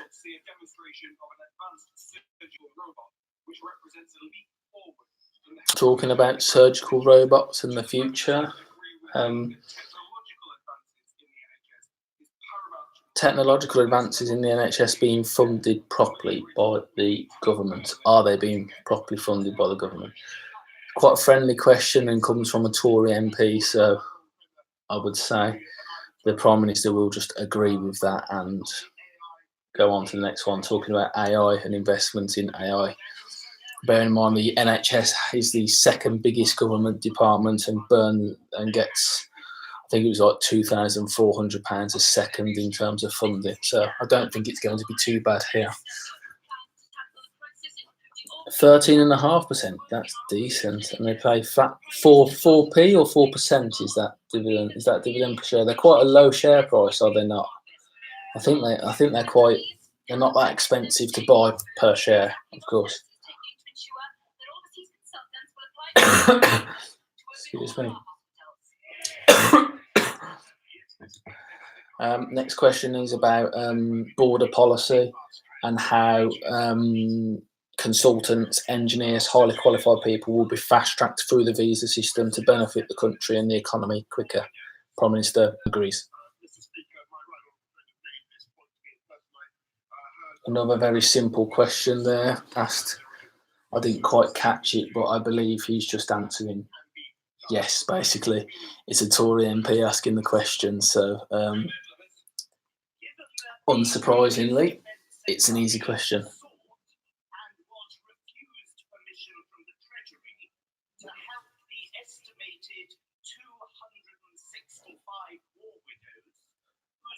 A question about war widows and their funding, and the Treasury turn round, being the Treasury holding the purse strings really tight, said no to some funding for a pension for war widows. Prime Minister being directly questioned over this. Interesting to see what his answer is.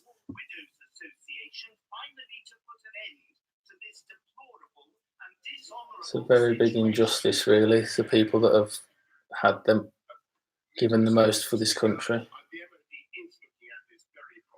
MOD is looking into the country, into the problem properly, and he requests a meeting with the MP asking the question to try and solve the problem in the future. Domino's currently £3.40 in a share. That's not bad at all. I just don't believe. Well, I do believe you, obviously, but I can't believe that it's up so much. It's completely counter to what you would expect the market to do. Next question is from Labour MP asking about people's attitudes towards immigrants in the country.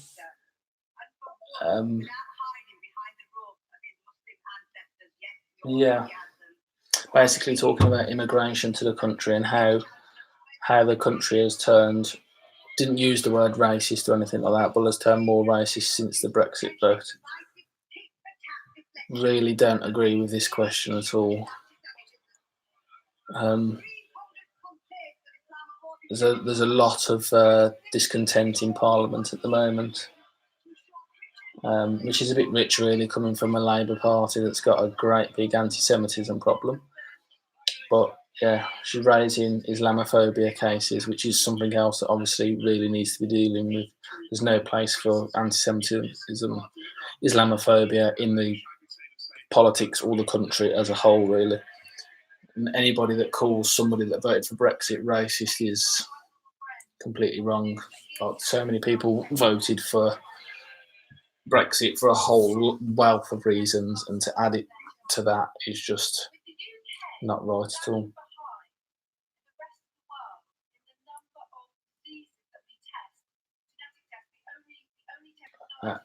Asking, we only test for 9 genetic conditions when in the birth of a child, when a lot more, excuse me, when a lot of other countries test for up to 15. It's down to funding, I would say, by the look of it. Just listen to the answer.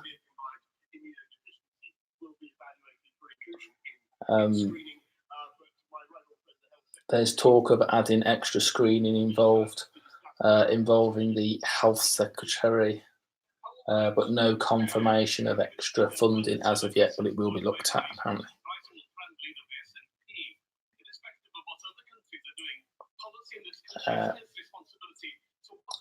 Clyde Simaru asking the question about what we're doing about this virus and why there hasn't been that much of a reaction in terms of closing borders or banning flights.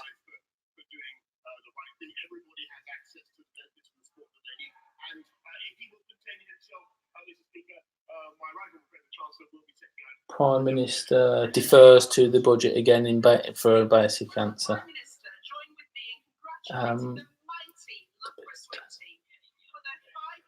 Look to pick up Tesla and Co late this afternoon. I mean, I can't afford Tesla. I can't afford a Tesla share. Where is Coke at? Sorry, I'm using both my tools at the moment. Let's have a look. What is Coca-Cola saying? 53, up a little bit actually on the trading. Yeah, I would say Coke's not. Oh, I paid a very similar price when I bought my 5 or 6 shares, so I don't think you could go wrong with Coke at all. In my opinion, Coke is an excellent company. I plan on holding them for. I'm going to plan on holding them for an awful long time, if not forever, basically, because I can't see them going anywhere anytime soon, other than continuing to get the beverages out there, receive their money, and pass on some of that money to us, the shareholders, and the dividend. In terms of a dividend, now Tesla, I'm really not sure about. Oh, fractional for Tesla.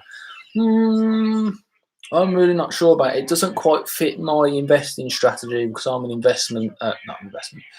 I'm a dividend investor. So it doesn't quite fit for me because it doesn't pay a dividend. What price are we talking for them? I'll just have a little look.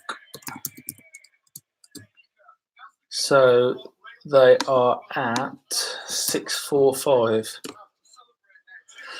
I mean, it's been as low as 614 yesterday. It's been as low as 614 yesterday. So I'm really not.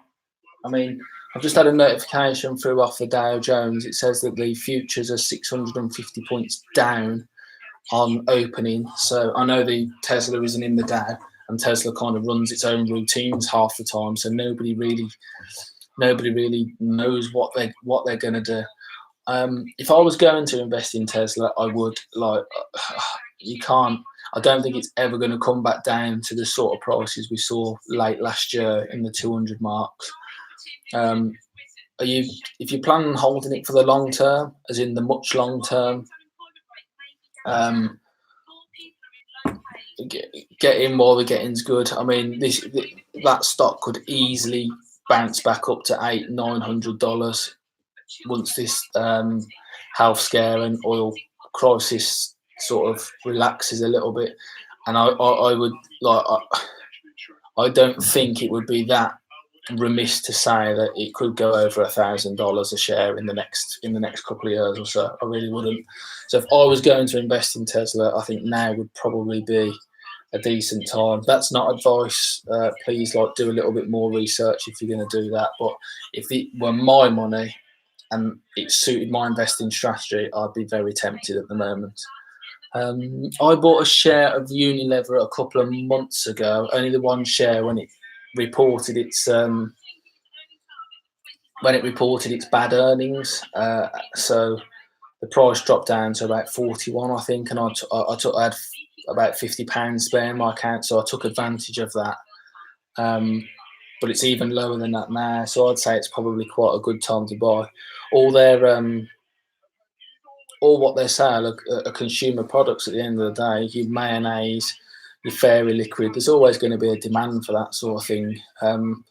They own, like, if you look at this the amount of brands that Unilever own, you are really you'd be surprised. They've got absolutely tons. I bought a jar of mustard and a jar of horseradish out the fridge the other day. Got Unilever on the back of it.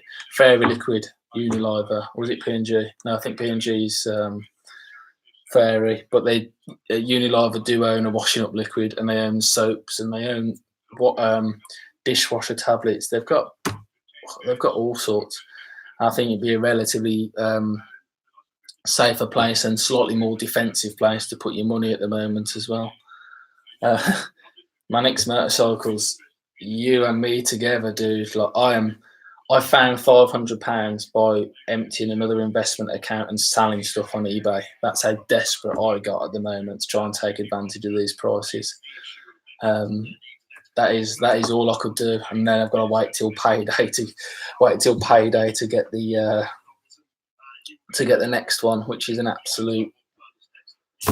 absolute nightmare when the market could recover that by then. But I've got £500 in at the moment, and I'm going to spend that later on this afternoon, depending on where we go with that, depending on what the market looks like. But I've got £500. It's ready to go. It's going in dividend stock. I'm definitely buying at least one share of Boeing because it's 33% down at the moment. I've already got 2 shares. I just want to bring that average down a bit, so I'm definitely going to buy that. But as for the rest, I've got no idea where I'm going to put it. I did do a little list earlier. I'll quickly run you down this little list. I was looking at BA, Microsoft, Apple, Amex, MasterCard, Raytheon, Nike, Disney, SP 500, GSK, BP, and Shell. All of them total to about £1,400 if I was to buy like one share of each, and yet I've only got £500, so I've got a little bit of whittling to do. Who's next speaking there? Yeah, you can't go wrong, Stephen, with a little bit of growth stocks in your portfolio. I have a trading 212 account for that, so that would be where my speculative investments and growth investments would go, or slightly riskier dividend investments. And in there is actually Occidental Petroleum. I've got 3 shares of them, and as we all know, they slashed their dividend by about 70% yesterday, but the price had already crashed through the floor before I could react to it.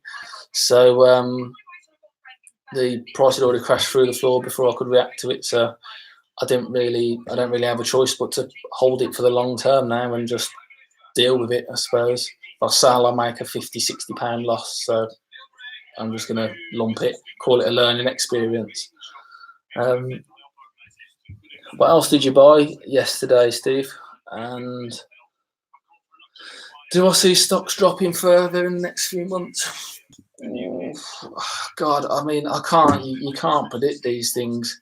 I mean, it could be as bad as it gets now, really, especially if the Fed, Donald Trump, UK government try some sort of easing.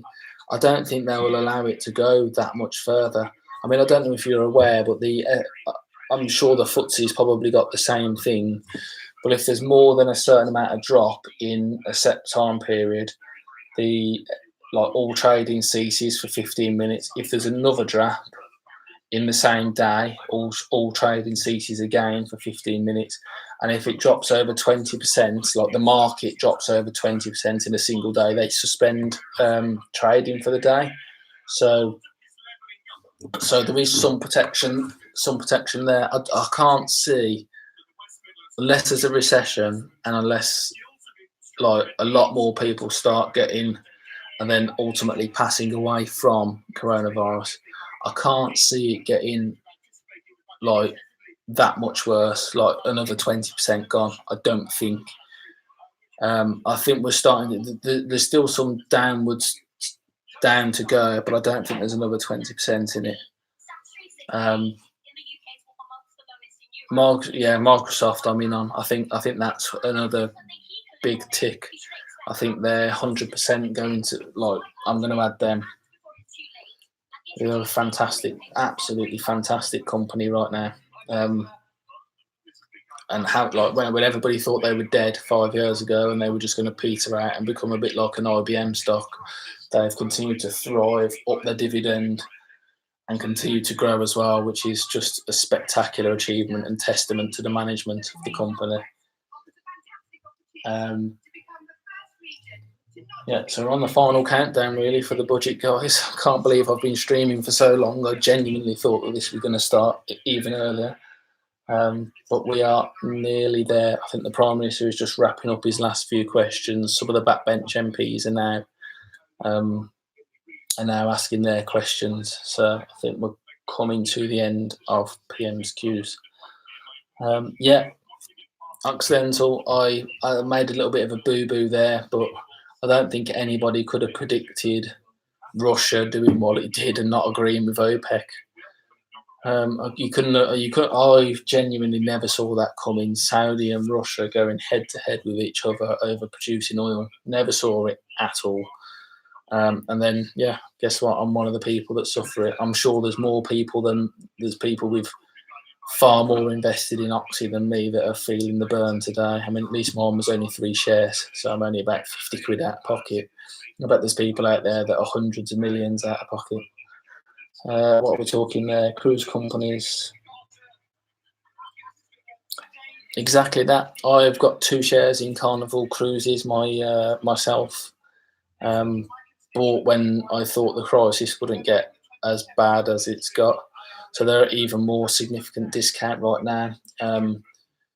Important thing for them is not to try and catch the falling knife, but try and see when it's bottomed out. I think we're getting towards that point now where they can't really fall much further in value because of the assets that they actually own. And people, you can't really easily set up a cruise company, so it's not like a competitor's just going to spring out of nowhere. They could cut their dividend though. They had like a 4 or 5% yield when they were at £30 a share, Carnival Cruises, and now they're at half that. So their yield is getting up to like 9-10%. So I could definitely see them cutting their dividend back. So it's back to being 4% again. Because this health scare is going to go on for a while, and it's going to affect the cruise. It's going to affect the cruise companies for a while. But you are right. Eventually, the outlook and the upside is going to happen. Eventually, this is going to go. It's going to fizzle out. Either it fizzles out itself in the summertime, or we all get it and we all recover from it, or most of us recover from it. That's basically the long and short of it, isn't it? And then at that point, people are going to want to go on holiday again and spend their money and enjoy themselves. I think you just got to play patient and play the long game with them, which is certainly what I'm doing.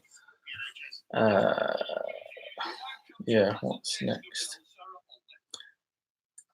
Yeah, it was only a small investment, fortunately. If I'd have been a couple of thousand into it, I'd have been heartbroken this morning. I think it was down by like 55 or 59% at one stage. That's enormous.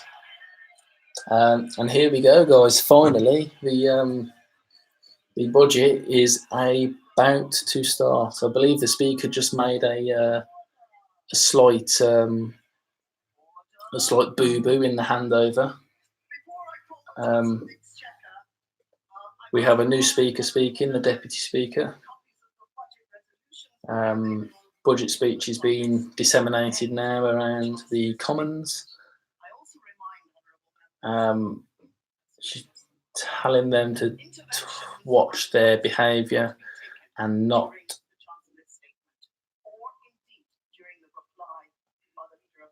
Yeah, basically, we don't want to. Basically, she's laying down some rules: no interventions, no interruptions to the chancellor's speech, and also no interventions when the leader of the opposition or the shadow chancellor decides to speak. And here he is, the Chancellor of the Exchequer is now on his feet. So I will now bring you the key points of exactly what he says. Firstly, going to talk about the health crisis. No surprises there. Yeah, clearly talking about people being worried and their jobs, their income, etc., etc., and financial security of their banks and their investments. Talking about market collapse now. And what's going to happen and what he's going to do to fix it. Government doing everything they can to keep the country, the economy safe and secure financially.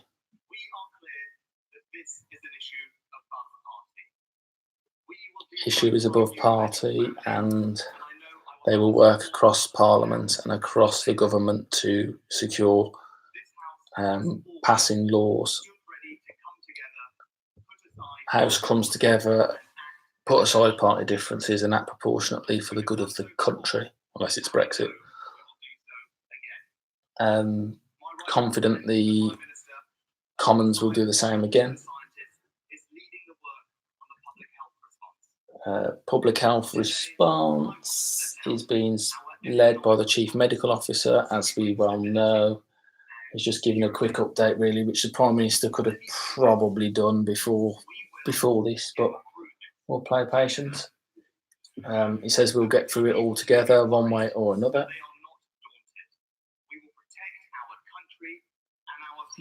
The government will protect the country and the people. We've been through worse. We've been through the Blitz. We've been through world wars.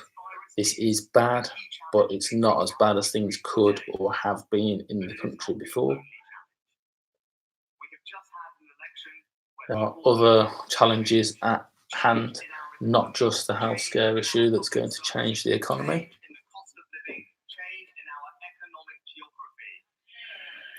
Excuse me while I get a drink. I've got a bit of a sore throat.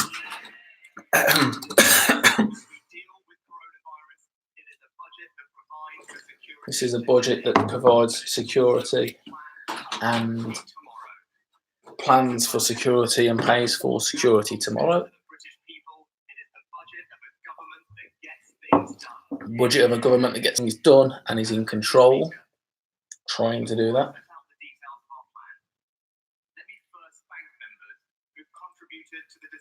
Thanking members who have contributed to the budget from both sides of the political benches from the Labour Party in order to try and get the best budget possible for the country, for the Treasury, for public finance, and to safeguard against the economic shocks that are happening at the moment. The Health Secretary is working around the clock to assist in every way that he can against the health issue. The Chancellor's job is to secure the economy.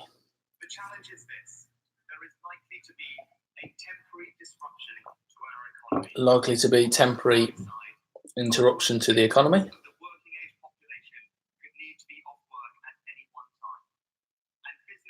With a set amount of the working people in this country off work at one time, one or two in 7.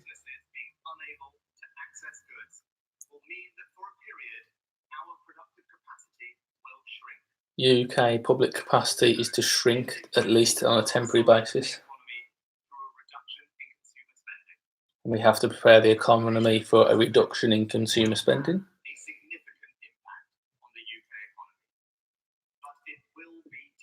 healthcare issue will have an impact, a significant impact on the UK economy, but it will be temporary, and we will recover.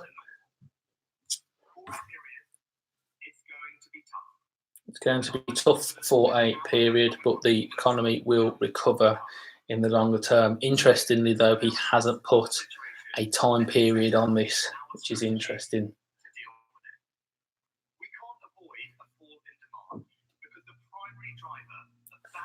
Can't avoid a fall in demand.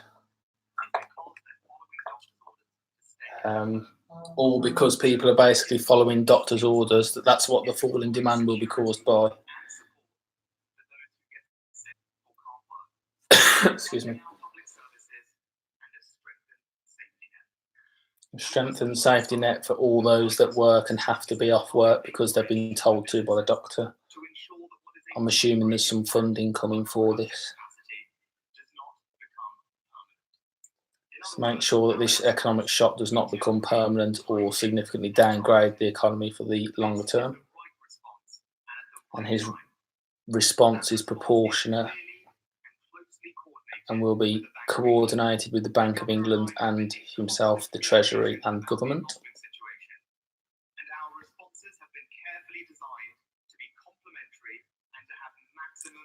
Responses are supposed to be complementary to each other and have maximum impact on the economy and the well-being of people across the country. And measures involved will be designed to help UK businesses and UK citizens mitigate the issues that we have at the moment and then recover from in the slightly longer term.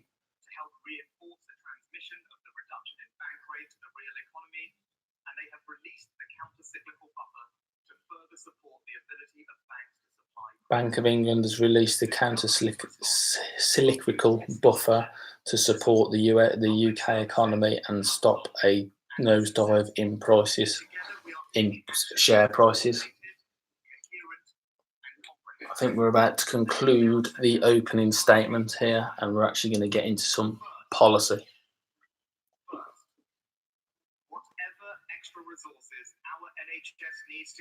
Whatever the NHS needs to help in this crisis, it will get. So they've almost been written a blank check here to support the NHS in everything that it needs. It says whether it's millions, whether it's hundreds of millions, whether it's billions, the NHS will get it. So we've got a big blank check.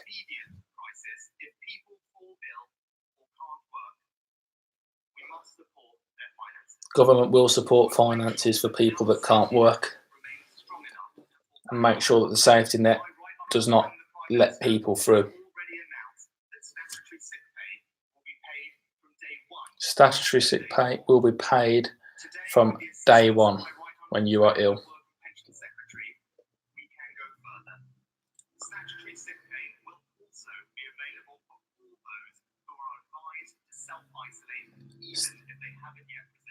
Statutory sick pay will be available to all those that self-isolate.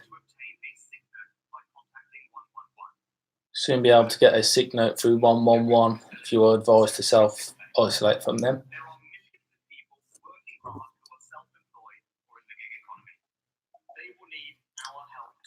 Self-employed are going to get some support.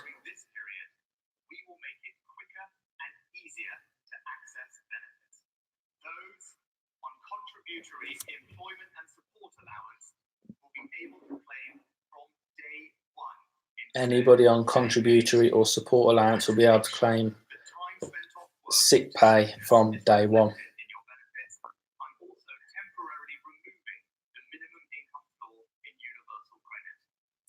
Temporary removal of the minimum income floor in universal benefit, so anybody can claim benefits.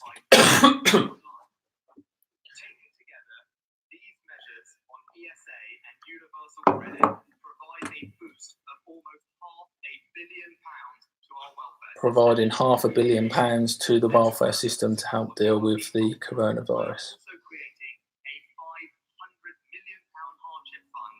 And a £500 million hardship fund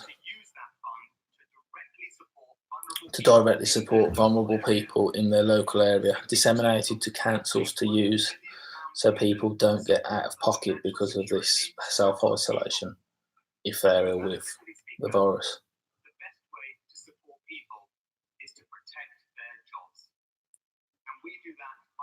Government suggests support to protect their jobs by supporting business.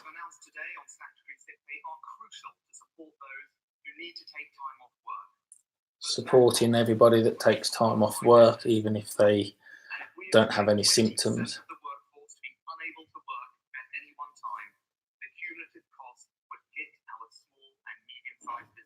Cumulative cost of people being off work at the same time.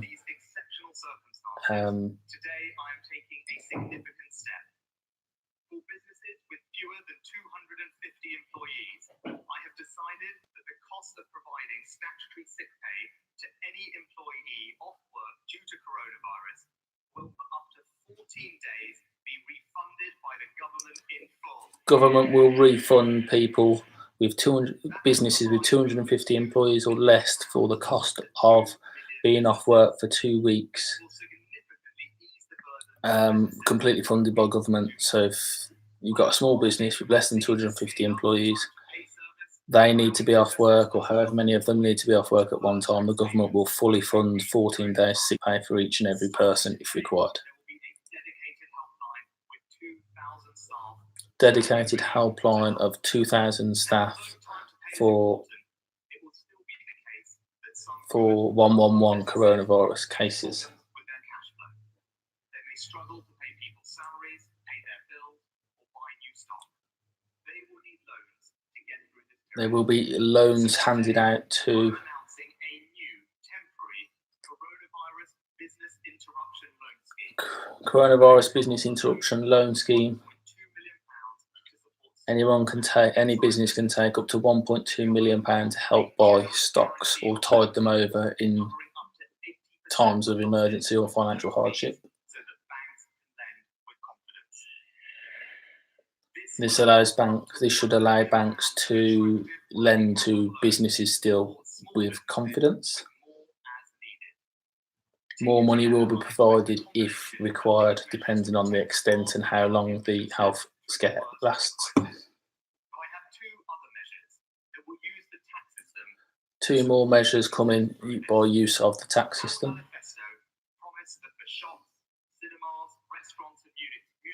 Shops, cinemas and music venues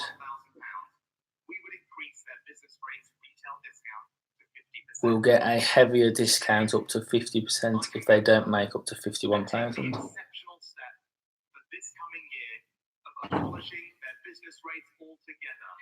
These companies now will have their business rates abolished altogether for at least the rest of this year.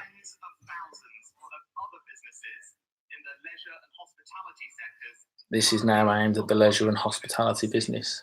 Museums, art galleries and theatres, caravan parks and gyms, small hotels and B&Bs, sports clubs, nightclubs, clubhouses, guest houses. They would not benefit from today's measure, but they could be some of the hardest hit. So for this year, I have decided to extend the 100% retail discount to them as 100% retail discount applied to cinemas as well. Retail, leisure or hospitality. Anybody earning below 51,000 will have their rates completely abolished. A tax cut of £1 billion for the small businesses of this country. And it means over the next 12 months, nearly half of all business properties in England will not pay a penny of business rates. Half of all businesses in this country will not pay any business rates as a result of this tax break.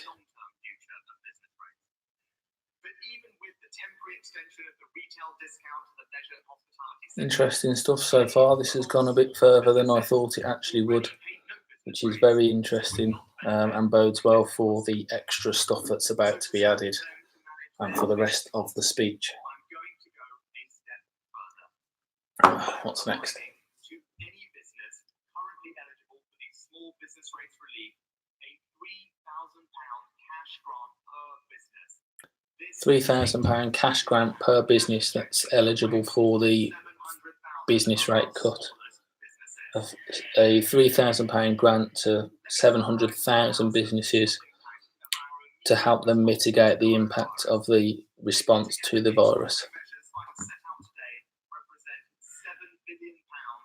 £7 billion worth of relief to businesses to help them cope with the health issues.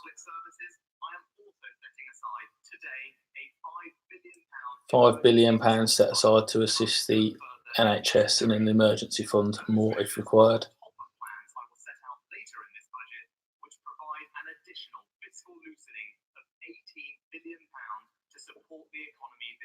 £18 billion of extra money will be available to support the economy this year as required.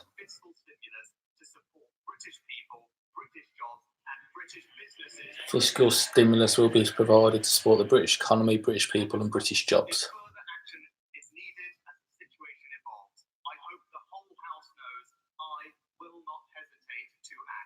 The Chancellor will not hesitate to act to provide more money if required to assist in this crisis, and expects the full support of the House of Parliament or the House of Commons to do so.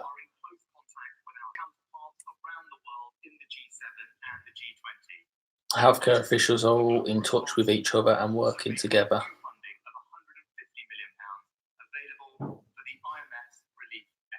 And 150 million will be available from the IMF's relief effort towards the healthcare research. Temporary crisis, but the country will recover. More money for the NHS. Sick pay. Extra local support for the council. Tax cuts. And funding to protect people's jobs so they're no worse off if they get the virus.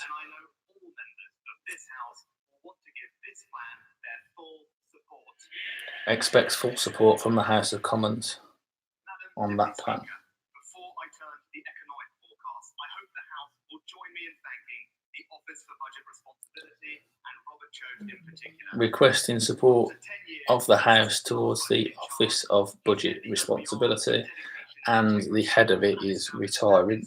So the Chancellor is calling on the House to honour his contribution.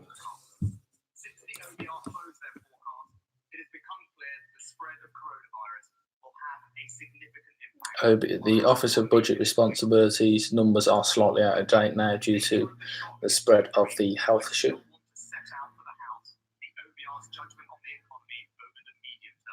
So he's gone for the judgment on the medium term. Slowing global economy. Decade-long slowdown in productivity in the UK economy and in the world. Business investment has slowed, especially due to uncertainty around the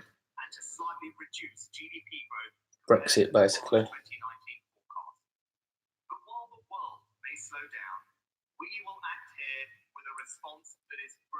The world is slowing down, but the UK government are going to act bravely. UK investing in world-class infrastructure. The central judgment I am making today is to fund an additional £175 billion over the next 5 years for our future prosperity. The £175 billion is going to be spent on future prosperity. That's an awful lot of money.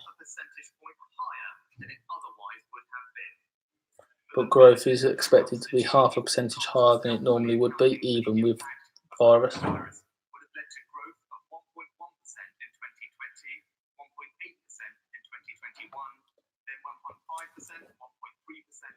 Growth all over 1% over the next 5 years before coronavirus hit.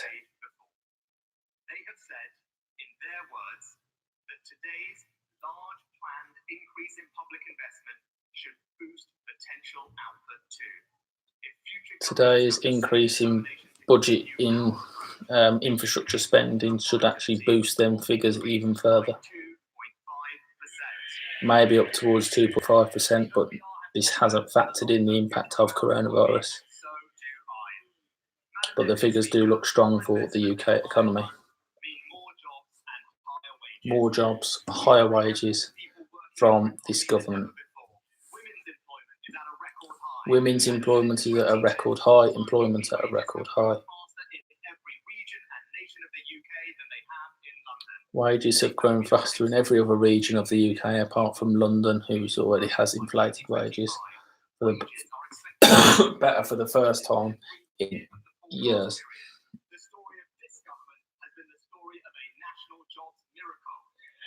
Apparently, the story of this government is a national jobs miracle. In the last 3 weeks, he says he's all in favour of jobs miracles, in a little bit of a satirical hint at being promoted to chancellor only 3 weeks ago.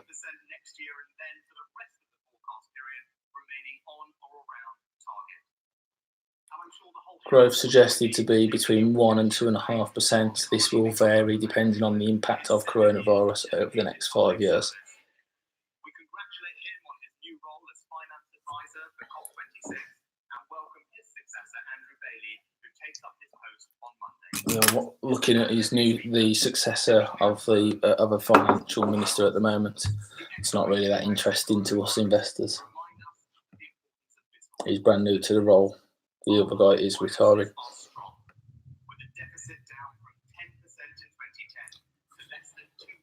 UK deficit down from 10% now down to 2%. The economy is well prepared for the future.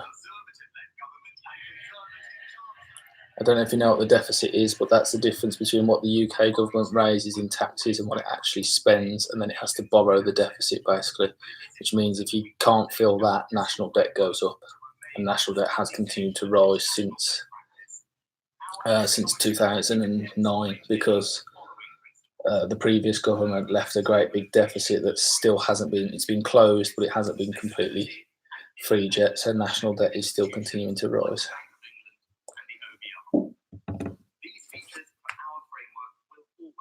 Just waiting on the next round of announcements now. Just talking about the low interest, the new low interest right now because the Bank of England cut interest rates earlier today, which you have no doubt already seen.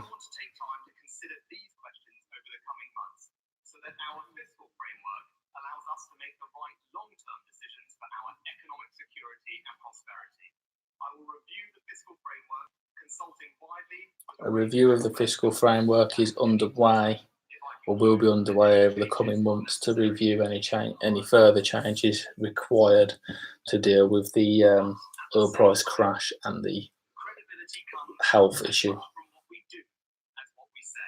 Now talking about credibility. This is a slightly political spin now, so he's talking about what the Conservatives have done, what they said in their manifesto to get elected, and what they're actually going to do and actually deliver on their promises, which is unusual for politicians.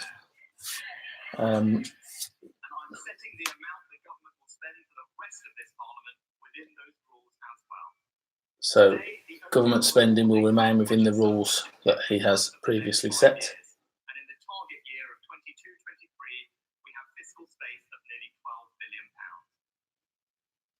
In 22-23, there'll be fiscal space of £12 billion ahead, spare money to be spent.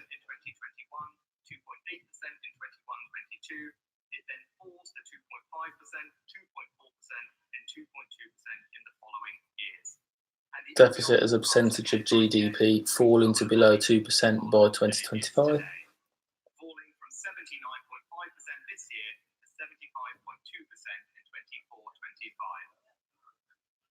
Sure the House will understand that given how urgently we've developed our economic response to the coronavirus, that package the loosening of the economic policy is mainly due to the health issue, and he expects the support of the House for the bank.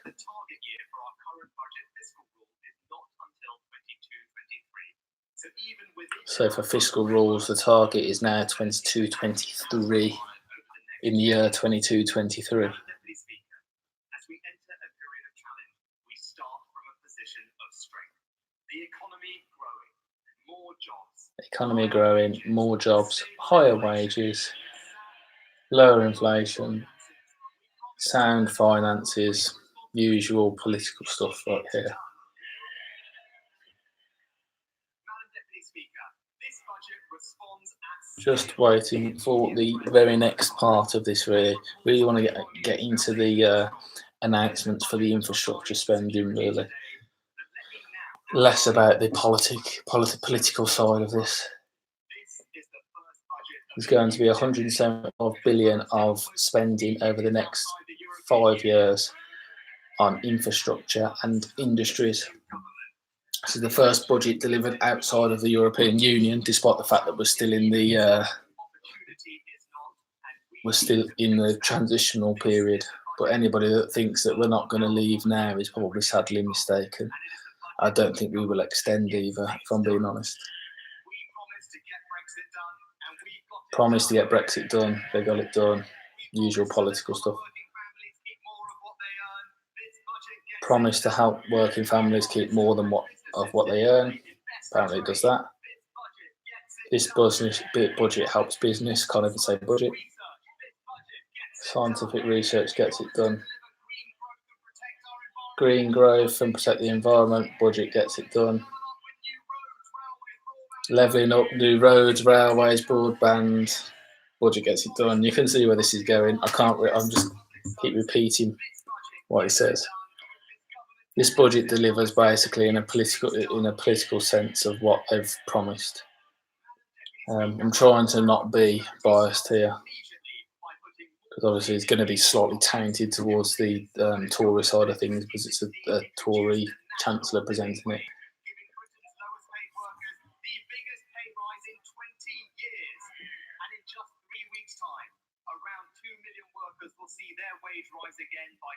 Pay rise coming 6.2% for people on the minimum wage,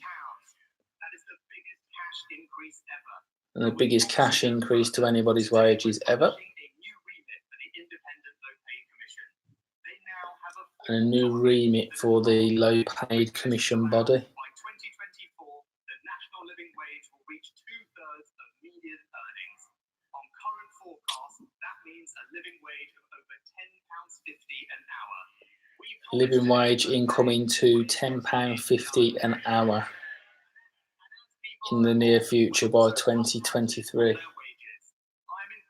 in just 4 weeks' time the national insurance threshold from £8,632 to £9,500.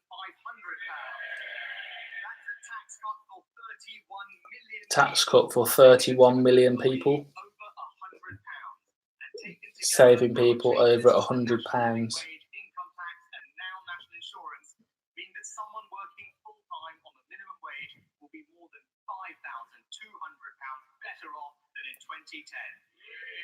If you're on the minimum wage, you will now be £5,200 better off than you would have been in 2010. Tampon tax is going. The tax on sanitary products that had to stay because of EU VAT rules has now been abolished.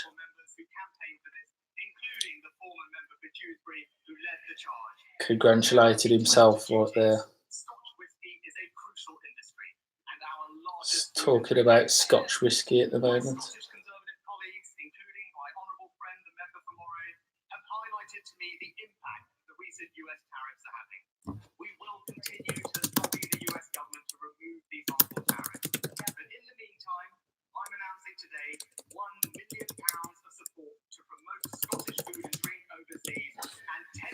They're going to try and remove the tax against or the import tax that the US imposes on Scottish whisky, and is amounting £1 million towards Scottish foods being advertised and exported over abroad even. Can't speak today, sorry. unity life, but too many have closed over the past decade. Too many community centres have closed over the past decade, apparently. See if they're going to do anything about that. I've heard calls from many honourable and right honourable members, including my honourable friend, the member for Dudley South, Naming a specific MP for leading the charge on this one. given the possible impact of coronavirus on our pubs. So today, I can announce that exceptionally, Package coming for pubs. the business rate discount for pubs will not be £1,000, it will be £5,000. Business rate discount for pubs across the country will be £5,000. Beer duty will also be cancelled. And because of decisions I've taken elsewhere in this budget, I am also freezing duties for cider and wine drinkers as well. Duty on cider and wine drinkers frozen. In almost 20 years, that's every single one of our alcohol duties frozen. Alcohol duty frozen for only the first time in Limitations 20 years, I think he said. years of being frozen. At a cost of £110 billion to the taxpayer, we can no longer afford to freeze fuel duty. I'm certainly mindful of the fiscal costs. I wonder if he's going to increase fuel duty. I'm taking considerable steps in this budget to incentivise cleaner forms of transportation, and many people still rely on their cars. So I'm pleased to announce today that for another year, fuel duty will remain frozen. Fuel duty remains frozen. Compared to 2010 plans, that's a saving of £1,200 saved a year based on increases that would have happened from 2010 if it wasn't freeze. Excuse me. If they thought he had coronavirus, they definitely wouldn't have let him anywhere near the House of Commons, I don't think. Deputy Speaker, as Conservatives, we know that to put more money in people's pockets, we need a thriving private sector. That is what drives growth. Talking about the private sector at the moment and aiding funding towards the private sector. Part of our plan for prosperity is to Unleash the power of the UK. Let's see how that goes. grow and export. So today I provide £130 million of new funding to extend startup loans. £130 million being provided for startup loans towards businesses to get business moving. Life sciences, more money for growth hubs, 21 cities with British Library business support, £5 billion of new export loans for I missed that bit, I'll be honest. I didn't hear what he just said. He spoke really quickly. Wales and the west of England in our embassies around the world. Madam Deputy Speaker, businesses Next also policy. need a fair tax system.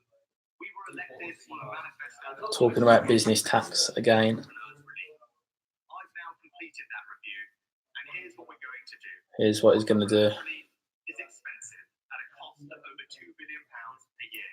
Ineffective, with less than 1 in 10 claimants saying the relief was an incentive to set up their business, and unfair, with nearly 3/4 of the cost going to just Unfair business rates tax. It's called entrepreneurs relief doesn't mean that it's entrepreneurs. It's not actually relieving entrepreneurs. That's what it's supposed to be relieving. That I should completely abolish it.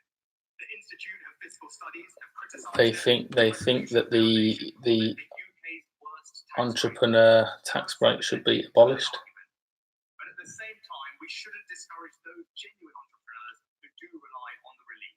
We need more risk-taking and creativity in this country. We need more risk-taking creativity to start businesses, not less. To fully abolish entrepreneurs relief today. Instead, I will do what the Federation of Small Businesses called a sensible reform and reduce the lifetime limit from £10 million to £1 million. The lifetime limit is from 10 million to 1 million. So you can start your business that's worth less than £1 million or generates less than £1 million, and you'll get tax relief based on that. If you earn over £1 million, then the tax relief tapers off straight away. Research and development expenditure credit will be increased from 12 to 13%. But research and development, the research and development side of things will be encouraged. The structures and buildings allowance will be increased from 2% to 3%, giving an extra £100,000 of relief if you're investing in a building worth £10 million.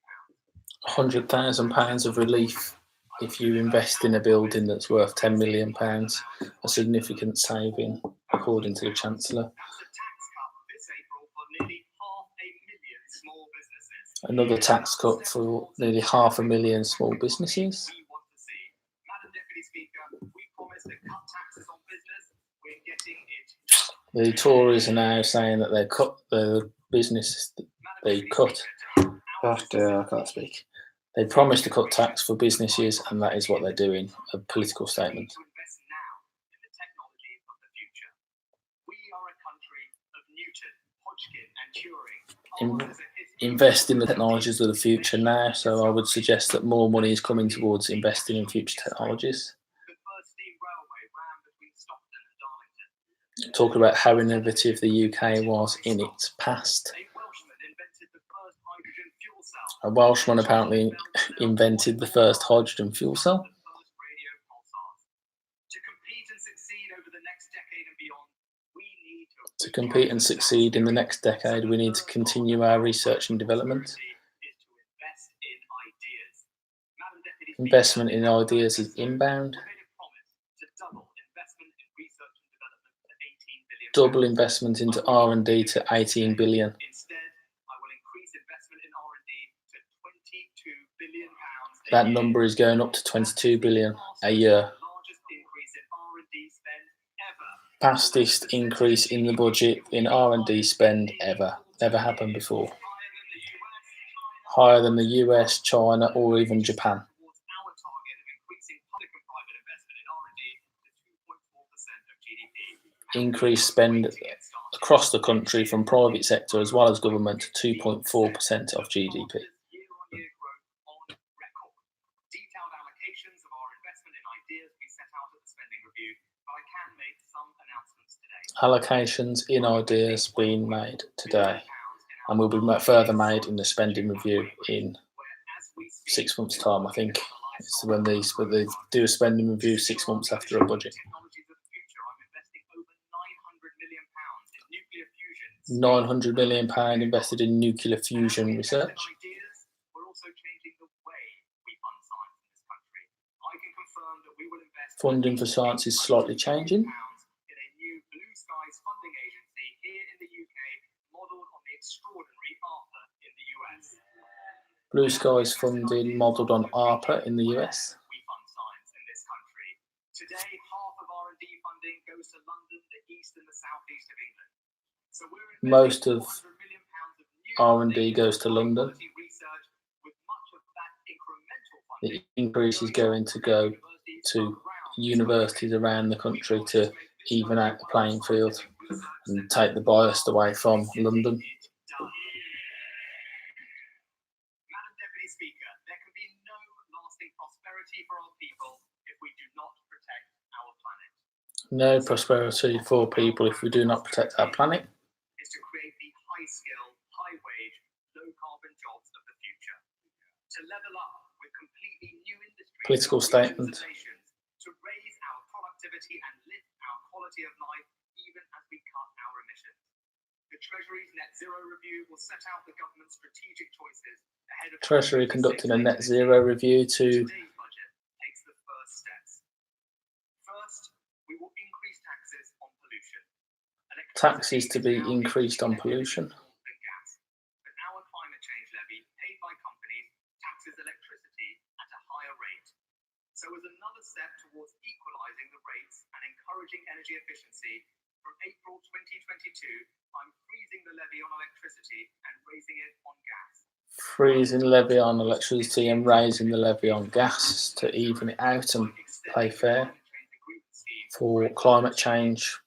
To tackle the scourge of plastic waste, we will deliver our manifesto promise to introduce a New plastic tax incoming April 2022, to deliver the scourge of plastic going into our oceans. £200 per tonne on packaging made of less than 30% recycled plastic. £200 per tonne on packaging will be levied if the plastic isn't made out of 30% or more recycled materials. Let me now turn to red diesel.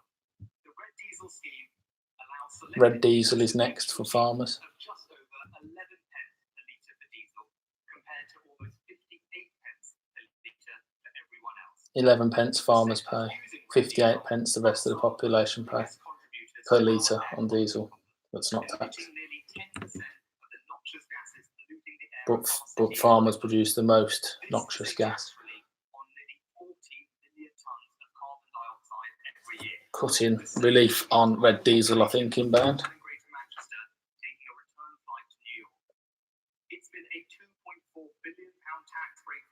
£2.4 billion tax break for pollution that simply can't go on. So I will abolish the tax relief for most sectors. That's the right thing to do. Tax relief abolished for most sectors that use red diesel. So firstly, this change will not take effect for 2 years, giving businesses time to 2 years of relief on this, basically. So now they know that it's happening, they've got 2 years to deal with it.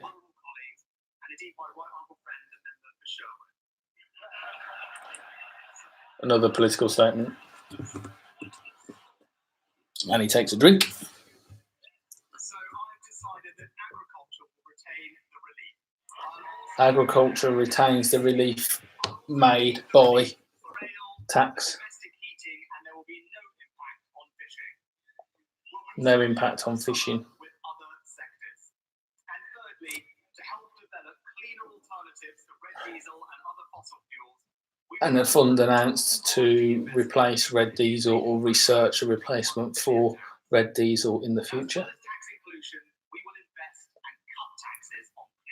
And they're going to increase taxes on polluting products or whatever, and reduce taxes on greener products. We're investing £300 million in tackling nitrogen dioxide emissions in towns and cities across England. 300 million invested in nitrous dioxide reduction across towns and cities. So that drivers are never more than 30 miles away from being able to charge up their car. An increase in getting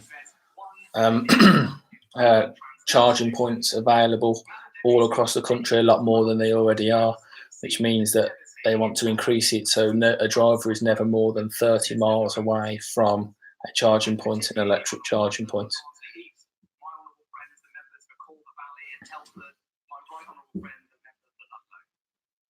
So I can announce today that I'm making £120 million available immediately to repair all damages, all defences damaged in the winter flood. £120 million is being made available to repair damage that have been caused by the winter floods, immediately available for deployment. And then an extra fund available to boost flood resilience across the worst affected areas. Doubled investment in flood defences to £5.2 billion from 6.2. No, 2.6 should I say.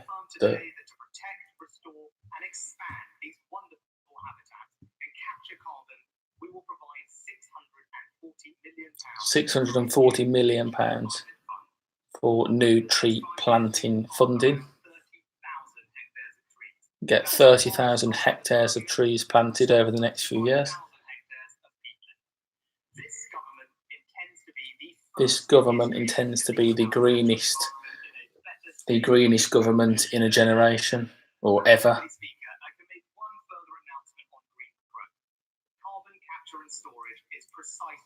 Carbon capture and storage is exactly what the technology that Britain can lead the world in. Extra funding of 800 million to research and become a world leader in this.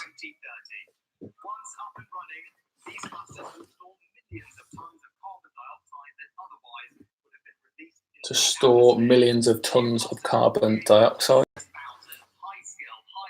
and support up to 6,000 jobs, boosting the UK economy.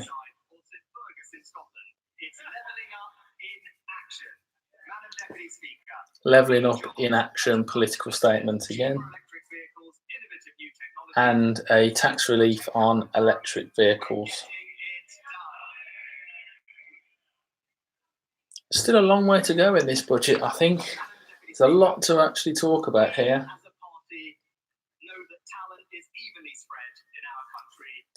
Now it is talking about talent across the country. It is evenly spent, but unfairly spent and unfairly supported.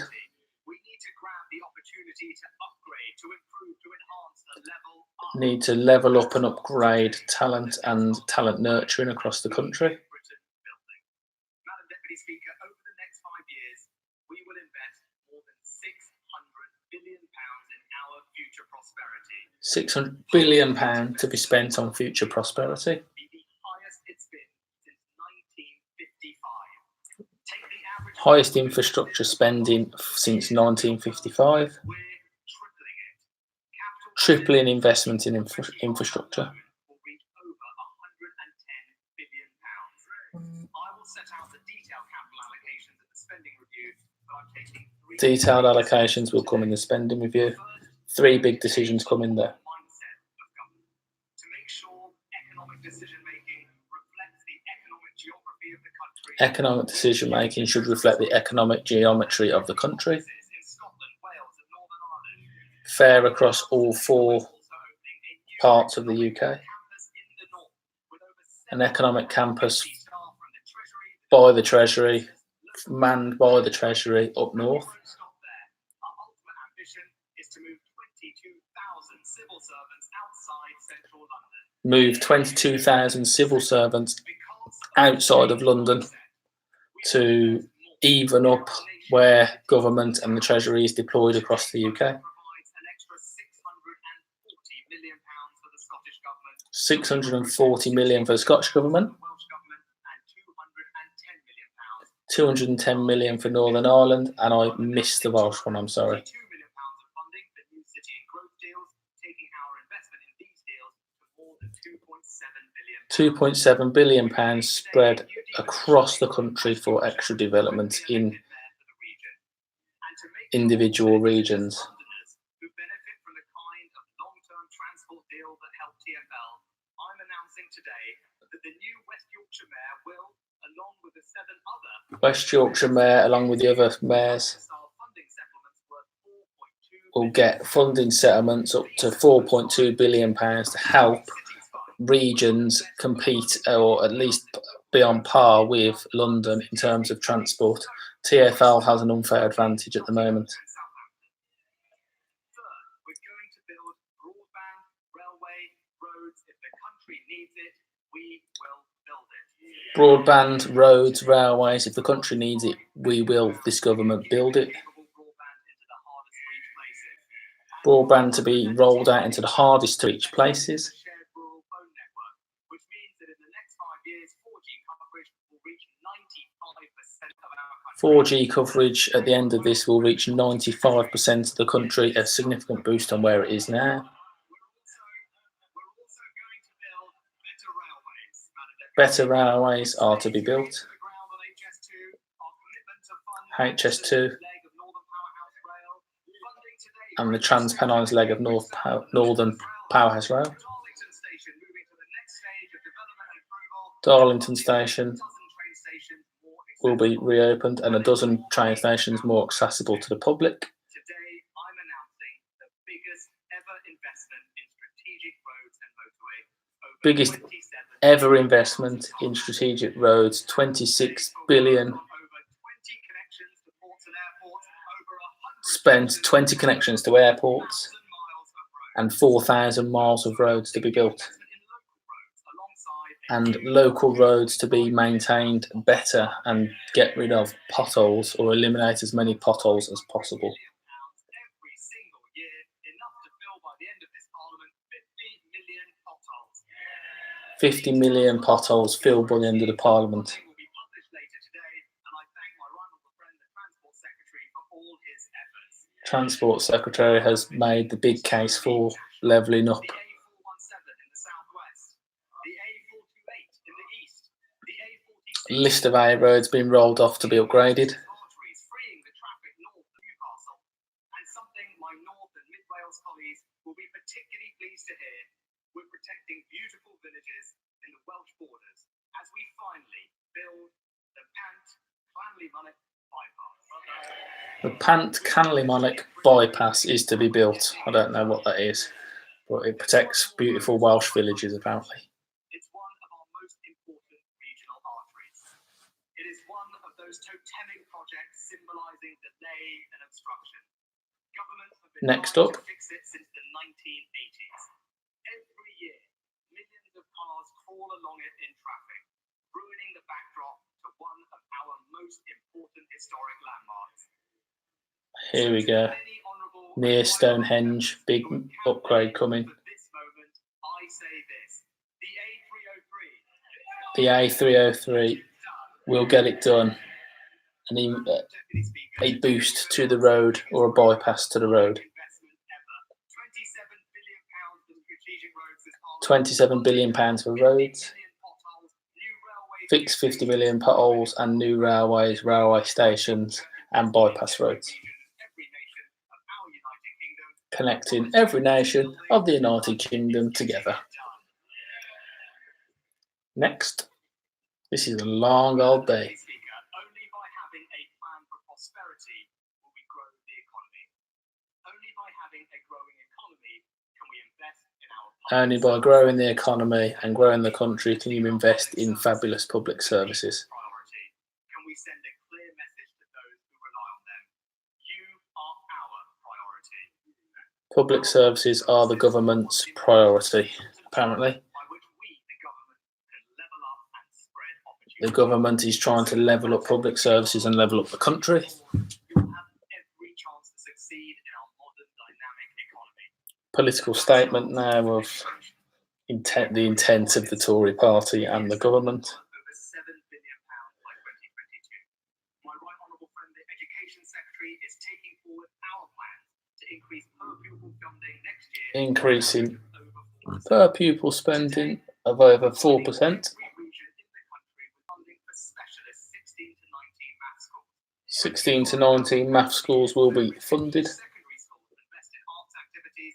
30 million No actual figures provided here, just extra funding said for all of them. new pitches for around 300,000 people to play on. New football pitches for over 300,000 people to play on. Research into how best to integrate family services, including family hubs championed by my honourable Including family hubs to link with schools and I'd love to take the opportunity the future family integration model. predecessor and friend, the right honourable member for Bromsgrove. It's been £5 billion to be spent on gigabit capable broadband in the hardest to reach places. And a lovely shot here of the former Chancellor Sajid Javid sitting at the back. Gets a little nod from the current Chancellor, bearing in mind once upon a time he used to be his boss. New capital over 5 years to dramatically improve the condition of our entire FE College estate. My predecessor Extra funding provided for the improving the college. Oh, Deputy Speaker, I have one a curt little nod to the former Chancellor there. about Britain being the country of scientists, inventors and engineers. Britain is the country of scientists, inventors and engineers, according to the Chancellor. Our greatest export to the world is our language. Our greatest export to the world, however, is our language. Ideas and debate. British or English, as you would say. Is the education of our young people. A world-class education will help the next generation thrive. Investment in education coming to help the next generation of people. Yet digital publications are subject to VAT. An abolishment of VAT on digital publications is coming. I'm abolishing the reading tax. Confirmed the reading tax is gone. From the 1st of December, just in time for Christmas, From- books, newspapers, magazines, or academic journals, however they are read, will have no VAT. From the 1st of December, books, academic journals, newspapers, however they are read, will not have any tax on in the future. Manuals or textbooks like Gray's Anatomy, or indeed works of Just in time for Christmas. Economics for the many. Economics for the many in a jibe at the leader of the opposition. And they're all singing more at each other because that's what politicians do. Little red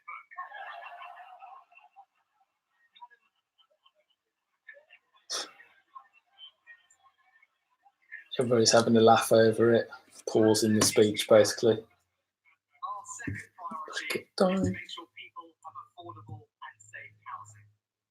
Today, I can make good our promise to extend the Affordable Homes Programme with a new multi-year settlement. Affordable homes planning is being renewed. The largest cash investment in affordable housing Largest cash investment in affordable housing ever. Interest rates being cut for lending on social housing.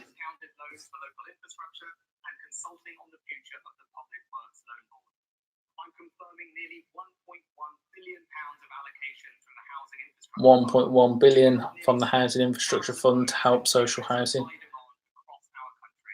to ease the high demand on social housing and build more. Funding will be provided to ambitious mayors to provide even more housing, references Andy Street in the Midlands. And commission planning reforms to bring our planning authority into the 21st century. It's quite old and archaic right now.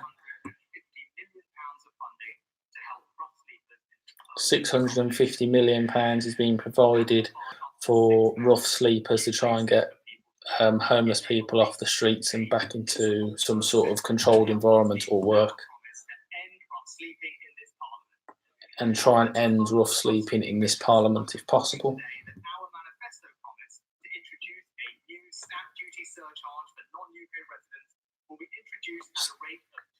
Stamp duty surcharge for non-UK residents will be 2%, keeping foreign buyers, making foreign buyers pay more.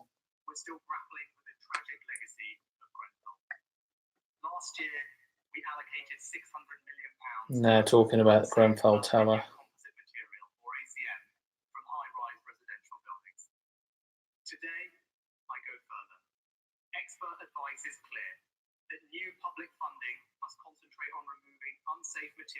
All materials will be removed from unsafe buildings. So today I am creating a new building safety fund worth £1 billion.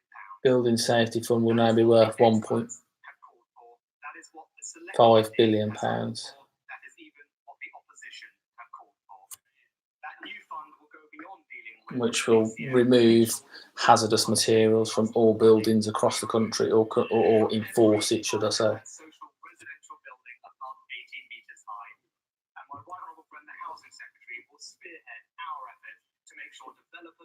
No new buildings will be above 18 metres high for residential purposes. There is no more cherished public service than our NHS.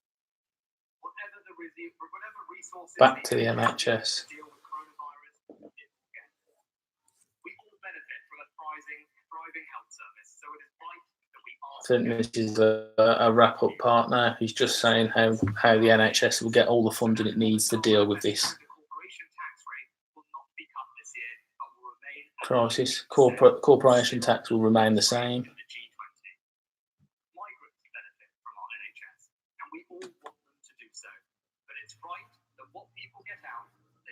Migrants must pay for use of the NHS. So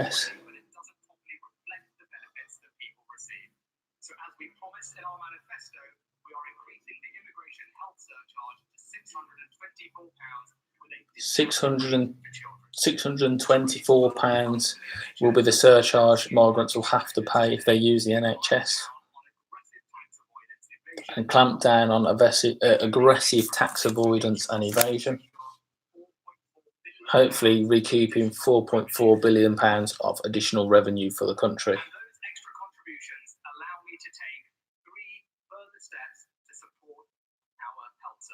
And those contributions will go towards spending on the health service.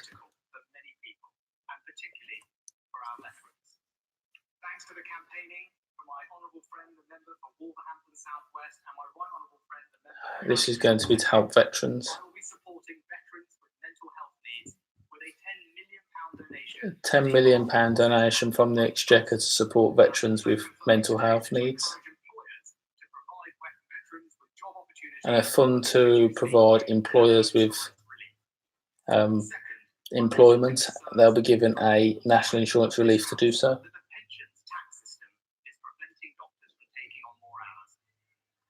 Pensions tax system is preventing doctors working in the NHS from taking on more hours.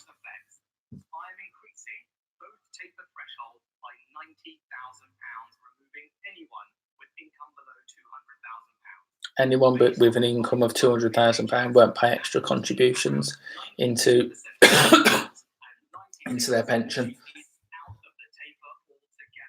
which means that doctors and consultants can work longer.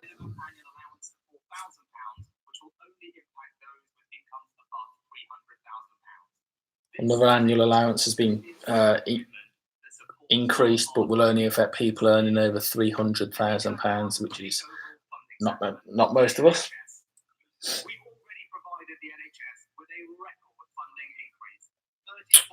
Recapping funding to the NHS.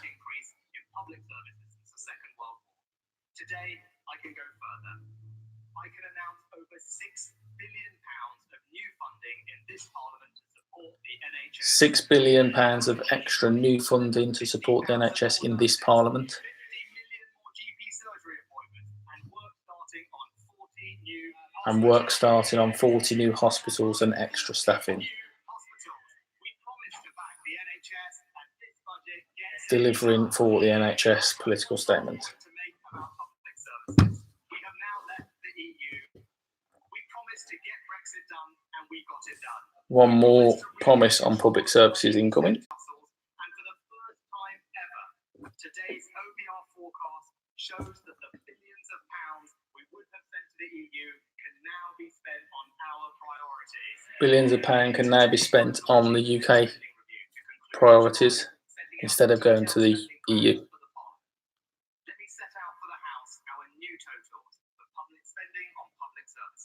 New totals for spending on public services are largest sustained fiscal boost for 8 years. Day-to-day spending, fastest rate in 15 years.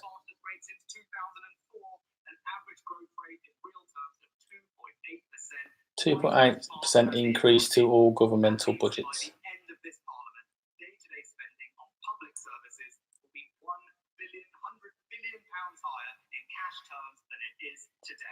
By the end of the Parliament, spending on public services will have £100 billion extra. Madam Deputy Speaker, the House now knows what the electorate already knows. The Conservatives are the party of Political comment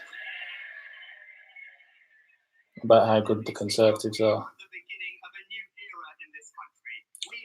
New era for the country under this government in terms of spending and support. Creativity has been invested in, housing has been invested in, healthcare has been invested in, the economy has been invested in. The government's response is world leading, apparently, to the coronavirus.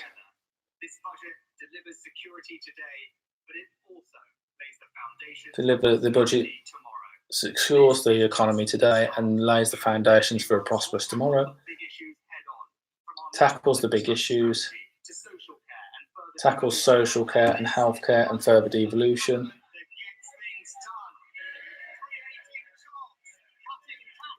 Extra politicalness right now again. I'm not going to repeat everything again. He's been very enthusiastic.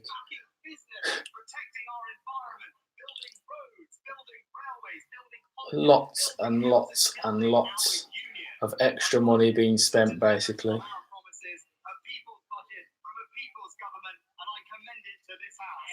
And that's him finished. He's done extremely well there for a chancellor that's only had 3 weeks to knock it all together.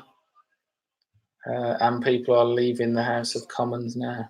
Right, back into it then. I'm going to just quickly, I've been on live stream now for a hell of a lot longer than I originally anticipated due to me misjudging the time. Basically, I think a hell of a lot more spending, if I'm honest. Loads more money being spent, loads of fiscal rules being slightly adjusted to free up more money. The health issue has clearly had a massive impact on this.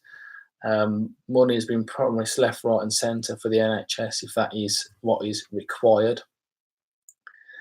More money for housing, more money for infrastructure, billions and billions and billions of pounds extra for infrastructure in terms of 26 billion for the road, hundreds of billions for the railways, Like we'll have to wait until the spending review in 6 months' time to see where this actually goes, or the autumn statement as a little. Well, it would have been the autumn statement, but will it be now? I'm not sure. It's usually 6 months later, so we'll see how that goes. But lots and lots of money being spent, and I think this government will be the government that builds it by the look of it. All positive to me by the look of it. I can't. It's not a political thing really. This is more for just us as investors and whatever.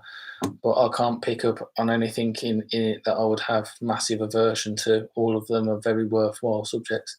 I noticed that defence spending wasn't really mentioned that much, but I guess it's had to take a back seat due to the health problem and whatever. Usually defence spending gets a little mention in there usually.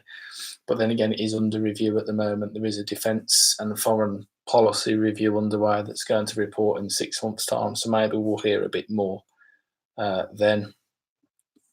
And this has been really fun, guys. If you are going, what am I saying? I've completely lost the plot. Yeah, if you like the channel or have enjoyed watching this stream, it's been a bit of a marathon. Please hit the subscribe button and the like button to boost it up. I wasn't sure whether I was going to publish this to my feed, but I think I actually will now, just so other people can see like some of the budget. I'll plumb in when the budget actually is, because we did a lot of talking beforehand. That meant we weren't really talking about the budget, to be fair. We went off down all sorts of tangents. But I'll wrap this up here. It was great to see you. Thanks for stopping by. Growing Dividends, New Ginge, or Gingers, whatever, and Stephen Waters, Bellum, Manx Motorcycles. I'll just name a few people. Ralph W.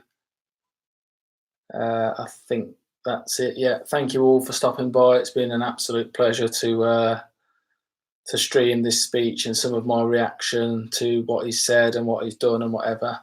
And I will catch you all in my next video, which will go live in a couple of days' time. See you later. See you soon. Bye bye.